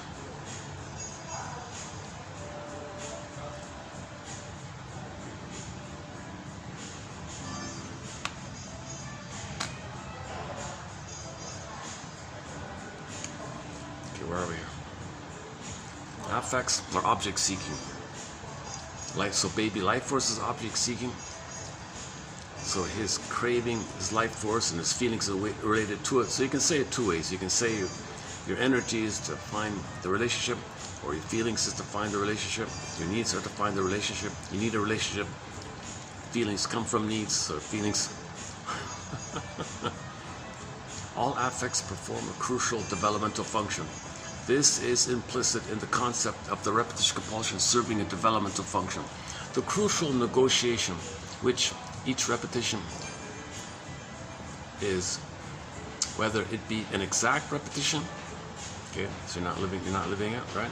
Costly to the degree to which it relives the past in lieu of the present, or whether something new occurs in the direction of more successful wishing, clearer signal function, and deeper attachment. In short, the wherewithal for greater competency. So are you in the process of making the unconscious conscious or not? In the older literature, the word affect carries a clear connotation of accompanying bodily changes. Functionally, they cannot be separate. So affect means you feel something, you sense something, and you're aware of it while you're feeling, and it's in the body. So you're noticing that the feelings and the sensations coming from the body. You're making that kind of link. That's called affect. So if you say, I feel fill in the blank, are you noticing the bodily correlate to it? You can't separate it like that.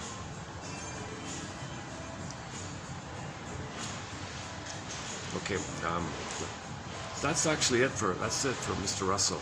The second half of this batch is from a young lady who was a fan of his work and wrote an article about his work. So she did an article, kind of like what I've been doing here for the past 3 days. So here's a couple of quotes from her article in tribute to this guy, in tribute to Russell.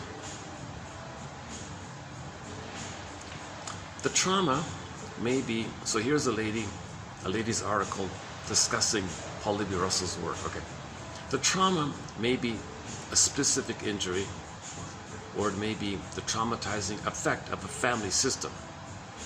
Scapegoating, huh? Baby was scapegoated.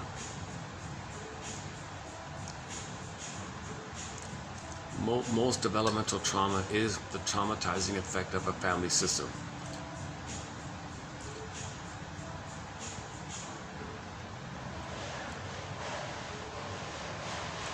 The constant misattunements, the constant rough handling by the mother, not holding the baby smoothly, making the baby cry himself to sleep, all these little annoying things. It's called a strain trauma. The family system.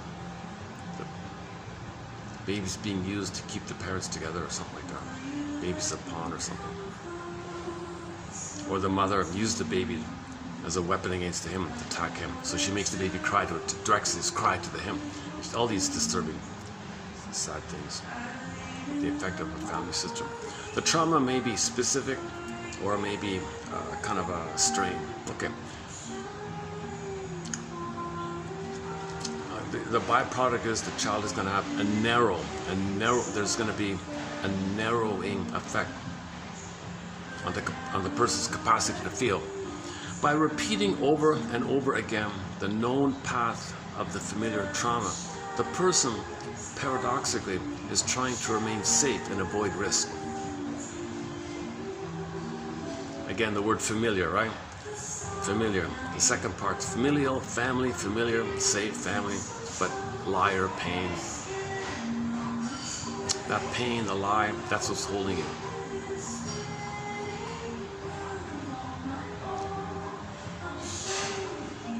Another part of the risk involves giving up the safety of aloneness. You're alone in this misery. That's your safety, right? That's your cocoon with him. You're cocooned by the pain or something. I don't know. Aloneness enables the person to hold on to familiar feelings, painful as they may be, and not to open to the emotion that might emerge in relationship, especially shame, sadness, grief, and all that. If you're trying to have a healthy thing, you got to bring up all the pain around it. Then you get, out of the joy for which you pray is 100 tears away, sings Vonda Shepherd. Maybe we'll play that song later. You can't just magically, there's something in the middle between your suffering and a happy relationship. There's a process in the middle, but you need the relationship to have that process. But you're afraid of a relationship because it'll bring up that process.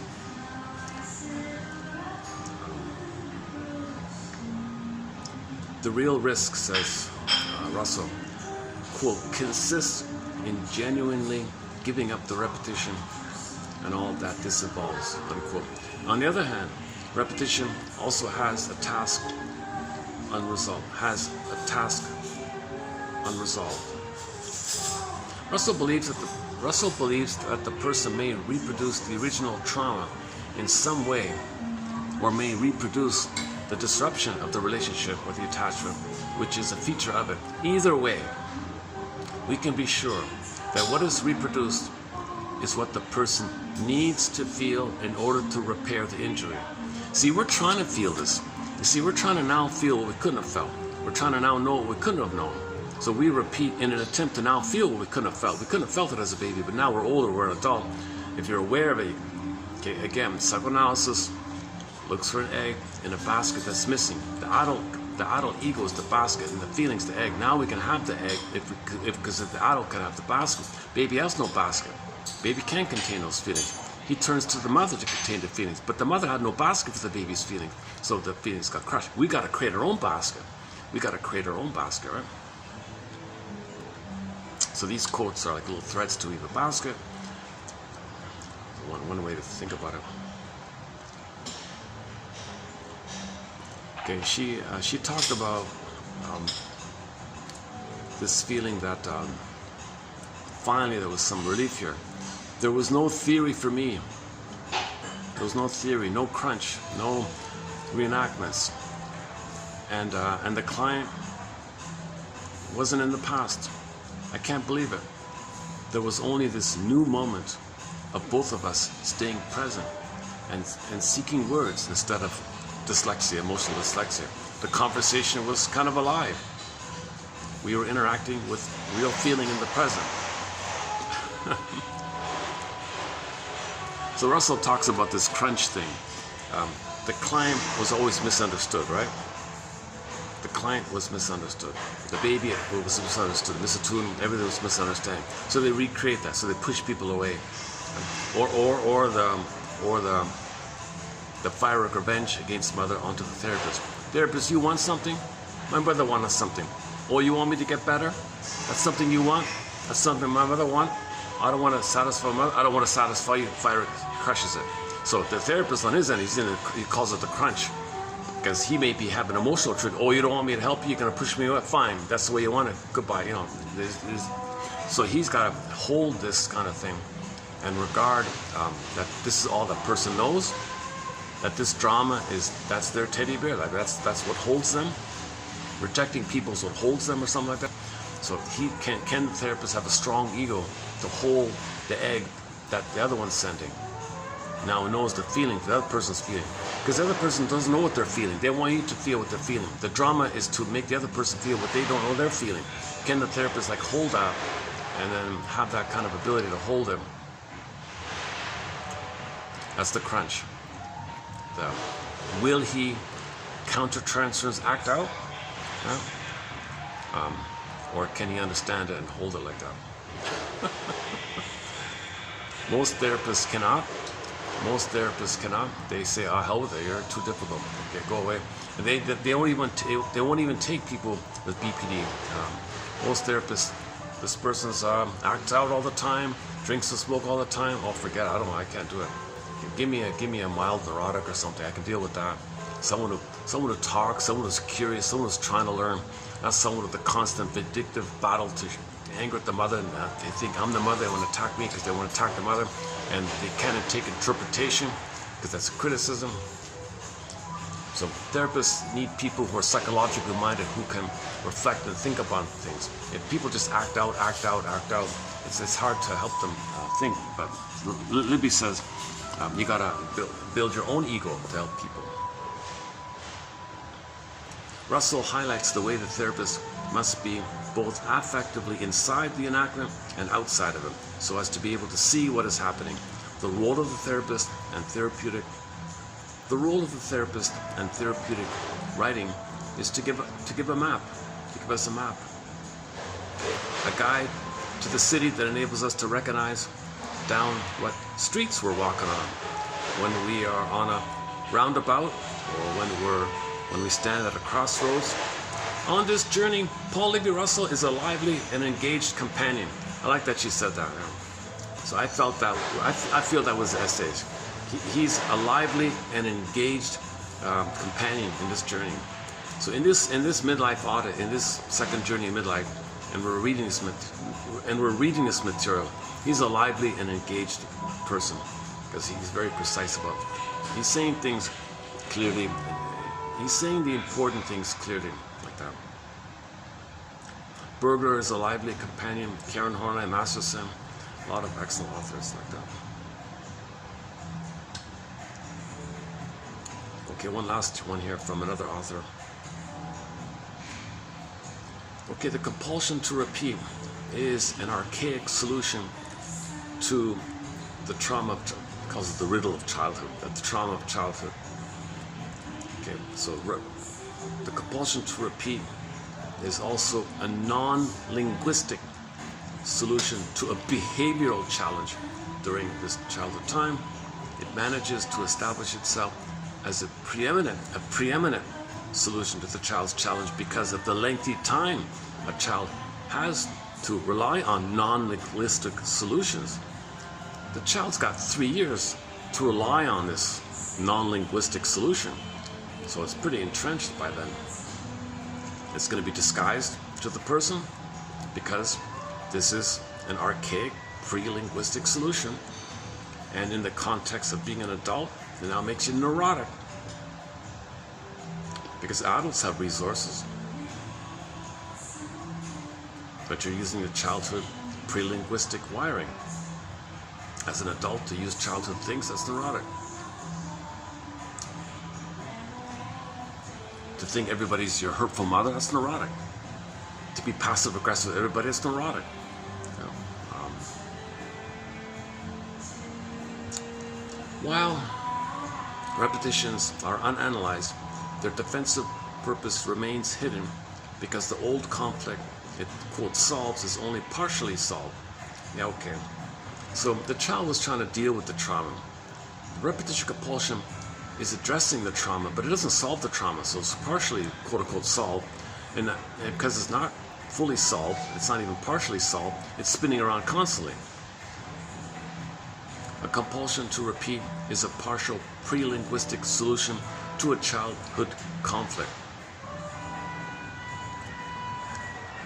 And in the repetition compulsion, it seems as if there's some kind of need to reunite with the breast, the mother, to resume development, especially in times of stress. With the nickel or a million, I was searching all the time for something I never lost or never left behind. Okay, that's it for 36. Okay. So that completes the preview run on the 6 pages. So I've done 6 pages. 1 today, 1 yesterday, and 4 the day prior.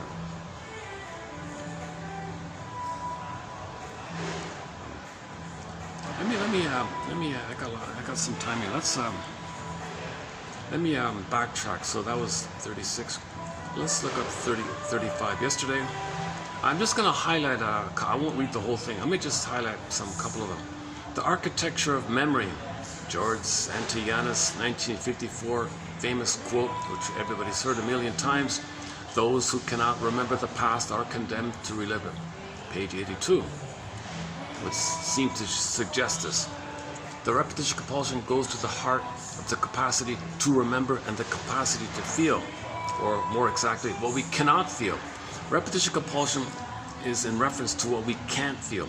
Repetition is there because we can't feel.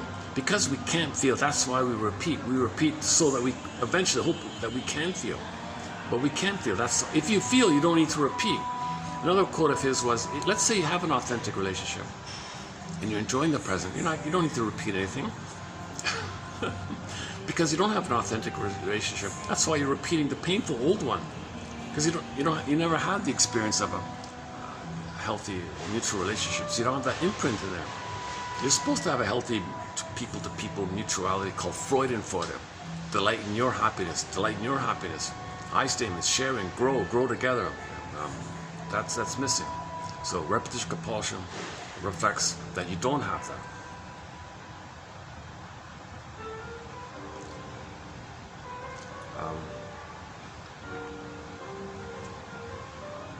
We'll get back to the skiing one.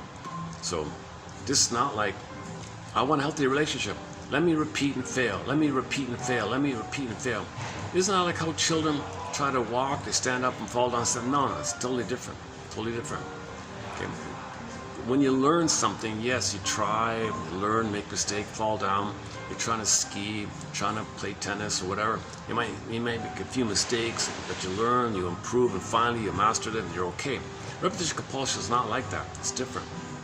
Totally different. So don't compare the two. Paul Brosses, he says, think of it this way. Let's say you had 20 lifetimes.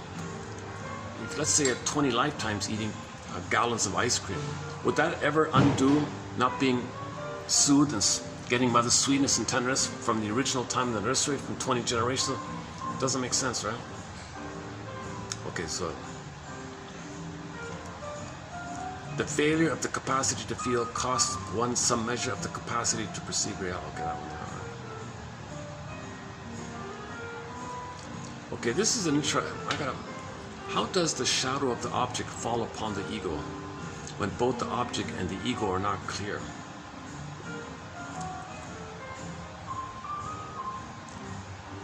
Okay, I'm gonna pick up on that. Let's not do that this time around. Yeah. Despite the apparent wish to avoid the pain, the cost, the injury of the repetition. So you don't want to do this. You don't want to repeat this painful thing again and again, but you still do it. Why? It's kind of like you're drawn some kind of flame or something. You're drawn to like a moth to a flame, some kind of strange attraction or something.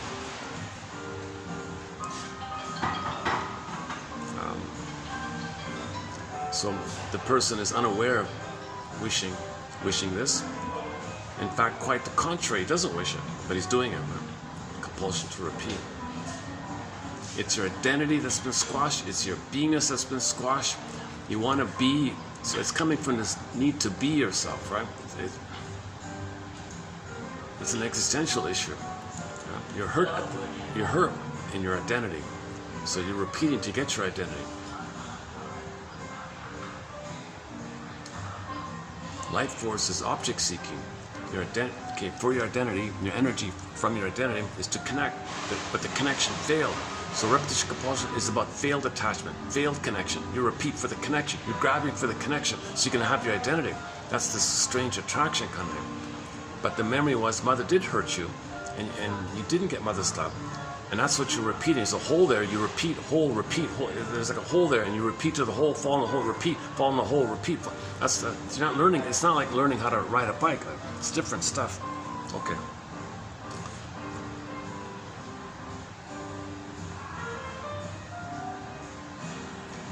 Okay, and he gave the example.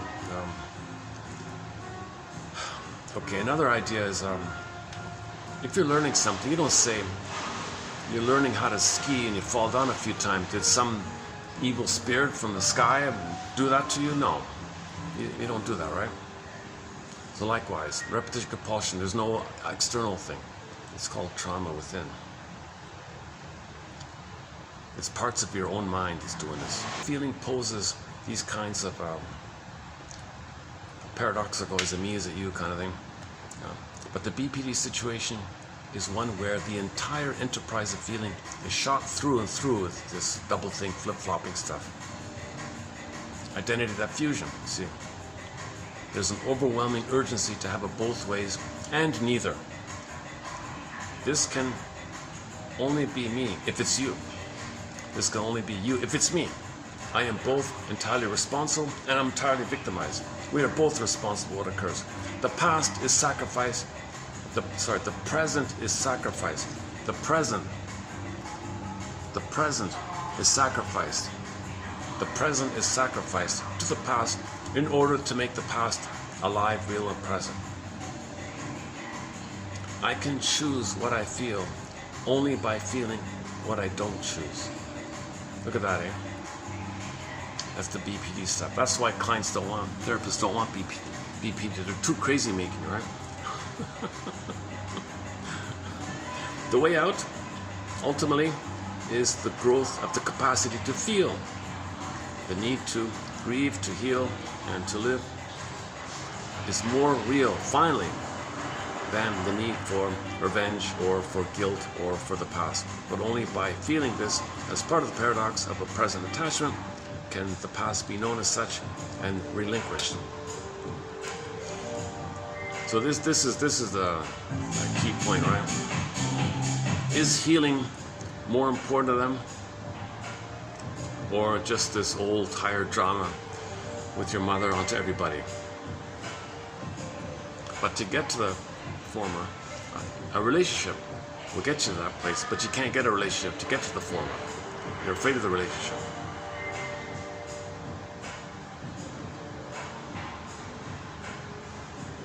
So the therapist has to hold it all, kind of thing, to get him, to make him feel safe. Oh, I'd rather heal than just. The treatment relationship gathers in the fragments, the shards of an earlier fracture. The therapist's job is to contain his own urgencies, that is, to use them as signals. The major resistance in the treatment process is the resistance of the therapist to feeling the client's inner reality. Inner ego strength consists of the capacity to use affect as a signal. So just hold yourself.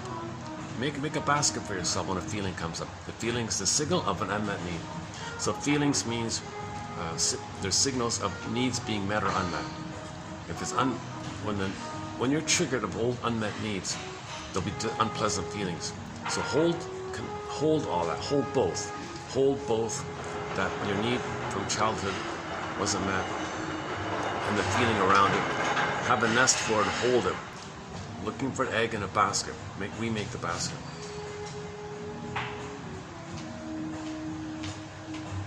Okay. Oh, hi there. Yeah.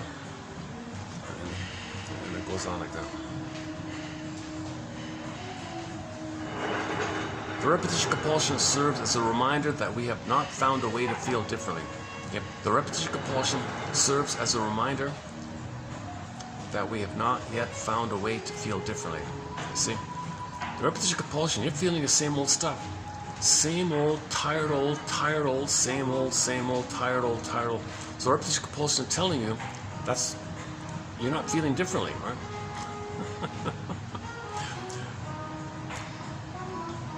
The repetition of something painful. We seem to be dealing here with some internal systemic error that eludes our perception and control. In fact, the suspicion begins to dawn on us that the more painful the experience, the more we were injured by it, the more likely it is to be woven into something we find ourselves compulsively repeating. This is more than a little unsettling, it's spooky. It feels spooky. Now, there's no external thing attacking you. It just feels strange. Why is this happening? Strange. There is some powerful resistance that appears to operate against all efforts at learning to anticipate. Okay, hang on. Let's jump ahead. The repetition compulsion is education resistant. The repetition compulsion and trauma are profoundly connected. They may simply be two slightly different names for essentially the same situation. Okay, different names for the same situation. Trauma and repetition compulsion are synonymous. I've been saying that ever since I found this article. Trauma is that which gets compulsively repeated. The original trauma takes a toll, creates an injury, leaves a scar, the mark of which is its repetition.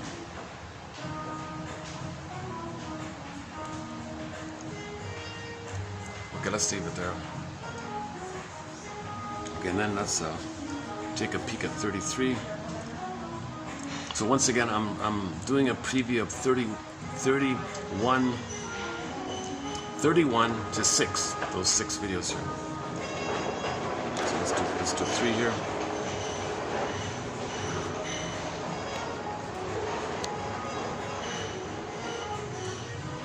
Okay. Yeah. See, this is off the main kind of thing, right? See, this hotel's new, right? It's just 2 years old, so it's still kind of a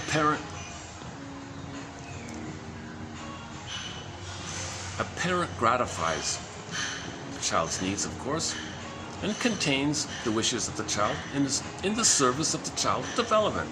Obvious. The child experiences the competence of the parent in the relationship where that exists and makes it his own. Where the competence doesn't exist, the child does the best he can on his own. He pays a huge price, namely in his development, and will necessarily seek out relationships in the service of a repair.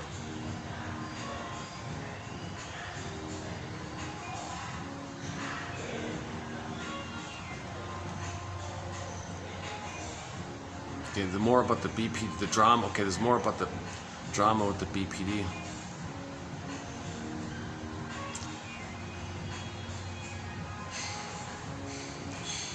Doris saw the therapist wanting something, and she with the fire revenge one, we did that already. Okay, here's an example of the BPD dynamic, right? So, Doris feels misunderstood because the baby mother was never attuned, so there was always a misunderstanding. There was always a misattunement, malattunement. Baby never felt heard, validated, seen, accepted, constant misunderstanding. So that's what she always feels. All her life she feels understood. Therapist tries to understand. Oh, you're trying? I feel pressure. Therapist, oh, it backs off. Oh, you back off? I feel abandoned. Okay, the therapist tries to reconnect. Oh, wow, that's more pressure here. More misunderstanding, more pressure. The therapist feels that the client is trying to prove that the therapist doesn't understand. Okay, that's the communication. My mother didn't understand. I'm going to make sure you don't understand. I'm going to see it that way and create the mess, so it proves I'm right. So they want to prove that they're right. The mother didn't understand them by making sure the therapist doesn't understand them. The therapist feels that that Doris is trying to prove that he doesn't understand. Doris feels the therapist is misunderstanding and now attacking in a way that is profoundly familiar to her in her past. So she recreates it kind of thing. That's meant for Doris to know that's what it was like for her as a child. One quote was the therapist said to himself as empathy, this stuff that's going on here, that's what her childhood was like. That's what her childhood must have been like. Whoa. Wow. Screaming, colicky, mother punished the baby for crying. All this chaos like that. That's what's being recreated. We recreate to know, right?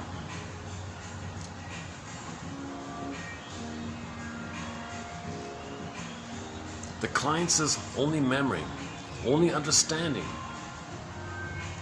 only feeling in this context is of being traumatically misunderstood. That's all the child got. Traumatically misunderstood. That's what she recreates.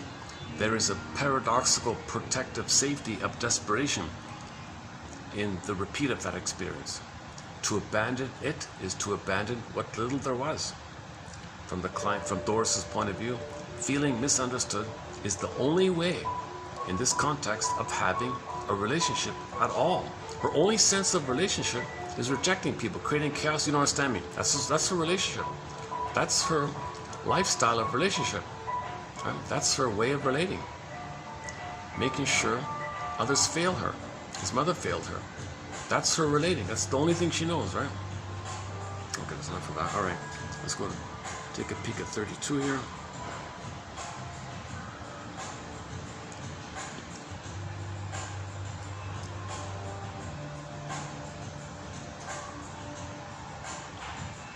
Yeah, part of the grieving, the mourning process is when you realize it never needed to be this way. It never needed to have been this way. Spending my life repeating something. What a waste in a way, right? The past is owned by the client in a new way.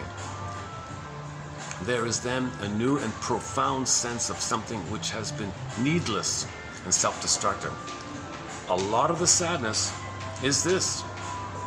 The sense the client has now that things do not and didn't have to be this way. It never had to be this way. There's a sadness in it. It never had to be this way. I feel a tear thinking about that myself. The capacity to mourn is what finally allows one to relinquish the attachment to the past. Okay? Play Bob Marley. Emancipate yourself from mental slavery. Emancipate yourself from this monster. Emancipate yourself from this inner tyranny. The capacity to mourn is what finally allows one to relinquish the attachment to the past, to perceive the present as distinct from the past, and making less necessary the repetition of the past. Okay, now here's the sadder but wiser idea. The sadder but wiser is in connection with the capacity to remember. When you remember, you're sadder but wiser. If you don't remember, you're still paranoid and denial and all that. Sadder but wiser. So when you remember, you're sadder but wiser. So psychoanalysis is a huge contribution.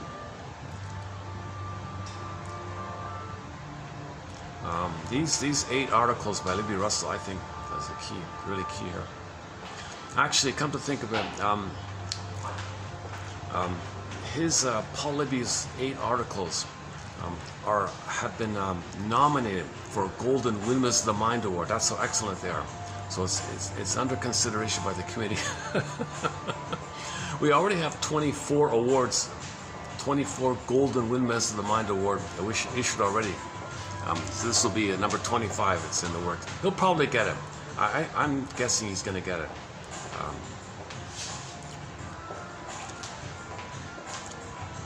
I'll run through the list another time of the other 24.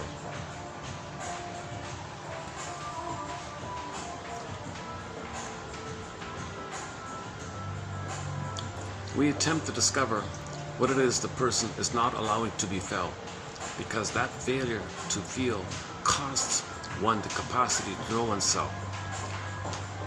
Often enough, the resistance to feeling is clear, obvious, and dramatic. The person will simply say, I don't want to talk about it, basically. But it raises the question of what, if anything, will make it worthwhile or make him feel that he wants to talk. The only way he feels it's worthwhile if he has a safe relationship. But he's afraid of a safe relationship, so he never gets that feeling. The child needs the actual parent to serve a holding function in order for the child's experience of the wish to be a safe one. So people don't know what they want, what they feel, what they wish. That's because the mother never made it safe for him to have that originally. So it's an imprint like that. Every feeling contains the history of its own development, its own repetition.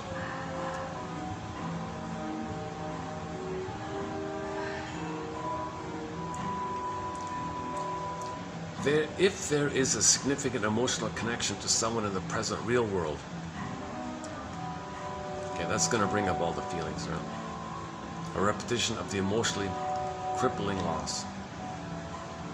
The repetition compulsion serves as a reminder that we have not yet found a way to feel differently. It represents a specific failure in development, okay, an unfinished task. In its broadest sense, the repetition compulsion is attachment to the past, which to that degree always destroys the present. Living the past is its own kind of self-harm. Back to the Jim Croce song, I live my life in a self-defeating, self-harmful way. But the seeds of emotional growth reside within the repetition compulsion. Back to the song, he was looking for what he left behind, those seeds. The repetition compulsion is to look for those seeds.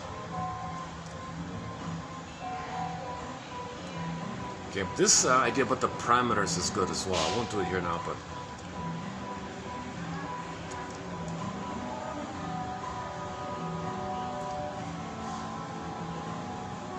okay, dysfunction is measured by the severity of the repetition compulsion. The perspective at this point is that dysfunction or neurosis or psychopathology represents a retrieval mechanism. A retrieval mechanism. That's it, back to the song. Look at that. That folk singer, in one line, summarizes a textbook of psychoanalysis.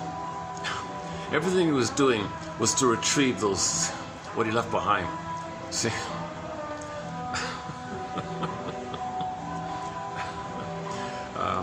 Nickel or a million. I spent my life with these escapades. Now I'm an old man. The whole time I was trying to find what I left behind already. It was always there all along. Once again, over again, for persons whose primary developmental failure lies in the area of the capacity to form human relationships, what we see over and over again is a replication of this failure. And so the strain in the treatment relationship brought about by the crunch, okay, that's the therapist tempting to quit. That's the therapist tempting to blame or attack him. That's some kind of crunch like that. It's called counter-transference acting out. Is he going to take revenge? Oh, contagious. Is he going to be too triggered or something? Did the client provoke him too much or something? That's the crunch.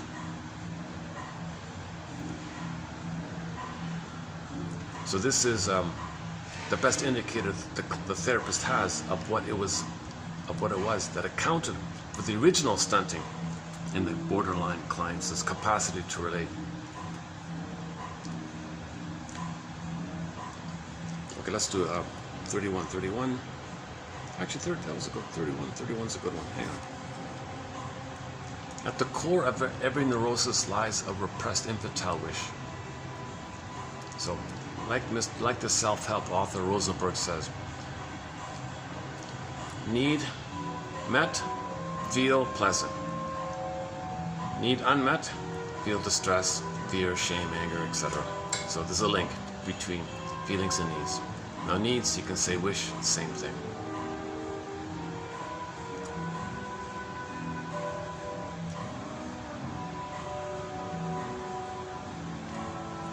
As you trace out the wish, you will eventually come upon the remains of a point in the person's life where it was necessary to experience a certain wish in order to grow. And this could not be done. It could not be done because of something that actually happened at that time.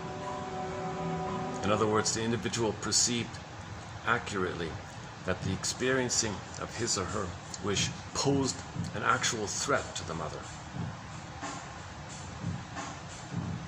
So the wish and the need was for development.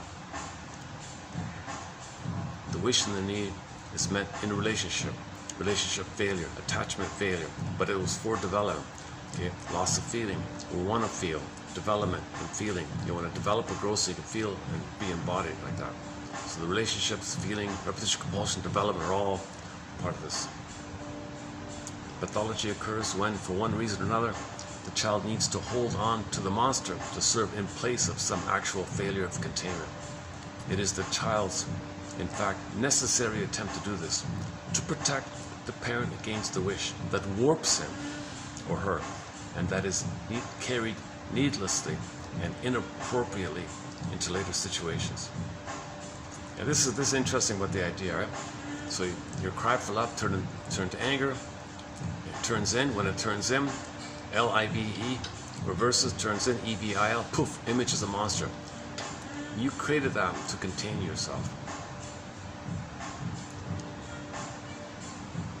So symptoms and dysfunction is your attempt to contain yourself, because mother never held you. You're holding yourself by this stuff.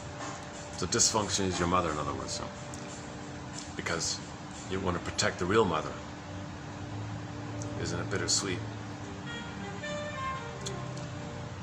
The repetition compulsion is the price we pay for the failure to grieve our losses. Therapy consists of the facing down of one's necessary losses. The repetition compulsion is an attempt to continue an interrupted relationship in the service of the emotional growth that was earlier broken off. It is the scar tissue of the injury, which is the capacity to feel. The repetition compulsion represents the repetition of the interruption of some important early relationship. The interruption of this relationship carried with it a context specific to it, a stunting, an arrest of development. Therapy is the replacement of the repetition. Therapy is the replacement of the repetition with a relationship.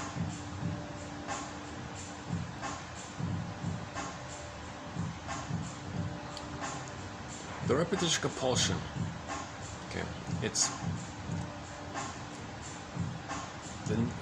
the nucleus. There's a nucleus of an organized system of affective incompetence or a dysfunctional feeling system. So the core of the repetition compulsion is an inability to feel, a damaged ability to feel. Psychosomatic symptoms. Symptoms capture both the miscarriage of the wish and what happened. So mother failed you, you had a wish, mother failed you, you cope with it, poof, the symptom. Symptom reflects the relationship failure and how you cope with it, poof, the symptom. Symptoms reveal and conceal the conflict with the mother. Right?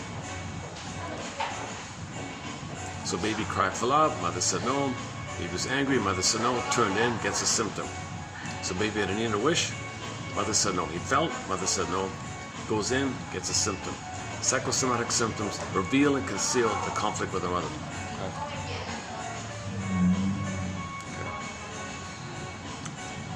A true relationship renders the repetition unnecessary.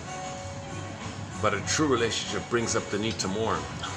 To get a true relationship, you got to get a mourn to get there, right? All the joy for which you pray is 100 tears away. Should we play that song? Yeah, why don't we play that song? Let's take a break here. Oh, okay, before that, hang on. One last one here. Dysfunction represents some actual failure of containment in the past. For example, the narcissistic person will relate to others as if they didn't really care. They don't treat them as a separate person. The client needs to do this because the narcissism represents his own attempt to repair an actual failure in the holding environment. Yeah. So if you know someone with NPD or any other dysfunctional personality pattern, BPD, bullying, that all is code for they weren't held. Mother didn't hold them. Failure of containment. That negative personality, that symptom, they created to hold themselves. So them behaving in a narcissistic way, that's them holding themselves. They're hugging, they're like, that's their teddy bear or something like that. But Normally a teddy bear links you to the happy mother, but there's no happy mother. You got this pain, this monster that you created, and that's your own mother and teddy bear. It's everything. Your own anger is everything. Okay, back to the Searles one. Harold Searles makes the point that fill in the blank may be understood as the person's attempt to cure a parent. The person senses correctly that whatever problem that he gets, whatever dysfunction that he develops in the family was necessary for the family to function, and he undertakes to bear the burden. This dynamic does not apply only to people in the hospital. Okay, back to the scapegoating. So the kid who's scapegoated, he goes along with him. Now he's messed up, but he was trying to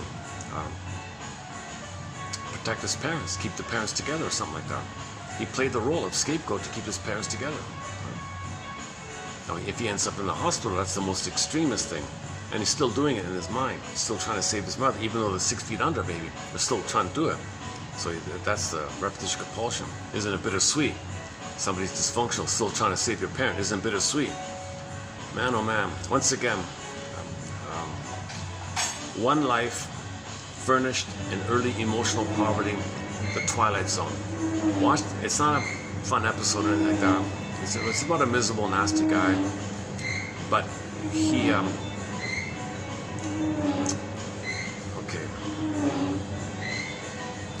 discovered why he was nasty, but with the time machine exercise, and he saw himself as a child, saw what happened, and he decided certain things. He was the master of his fate. And isn't it bittersweet that you're still trying to justify yourself and doing this battle like that? Would your parents apologize? Forget it. And it goes on about the dead cargo. You want to free yourself from this dead cargo from the Twilight Zone. Twilight Zone means unconscious. One guy had a mother fixation. He couldn't live and love another woman in the present. He was tied to the past like that. These things happen in the Twilight Zone, in the unconscious. That's the episode called Young Man's Fancy. How are we doing? Let's check the time. What time is it? Oh, son of a gun. Oh, it's already 5:12. I have to leave soon. People start pouring in around 6, before 6. If it's like yesterday. How's the battery? Battery's at 45%. Well, battery's holding up, so you got half an hour, right? Okay, let's take that Vonda. Let's play that. No, on second thought, I've played it a few times already. Let's try out that new song, our new song to our collection.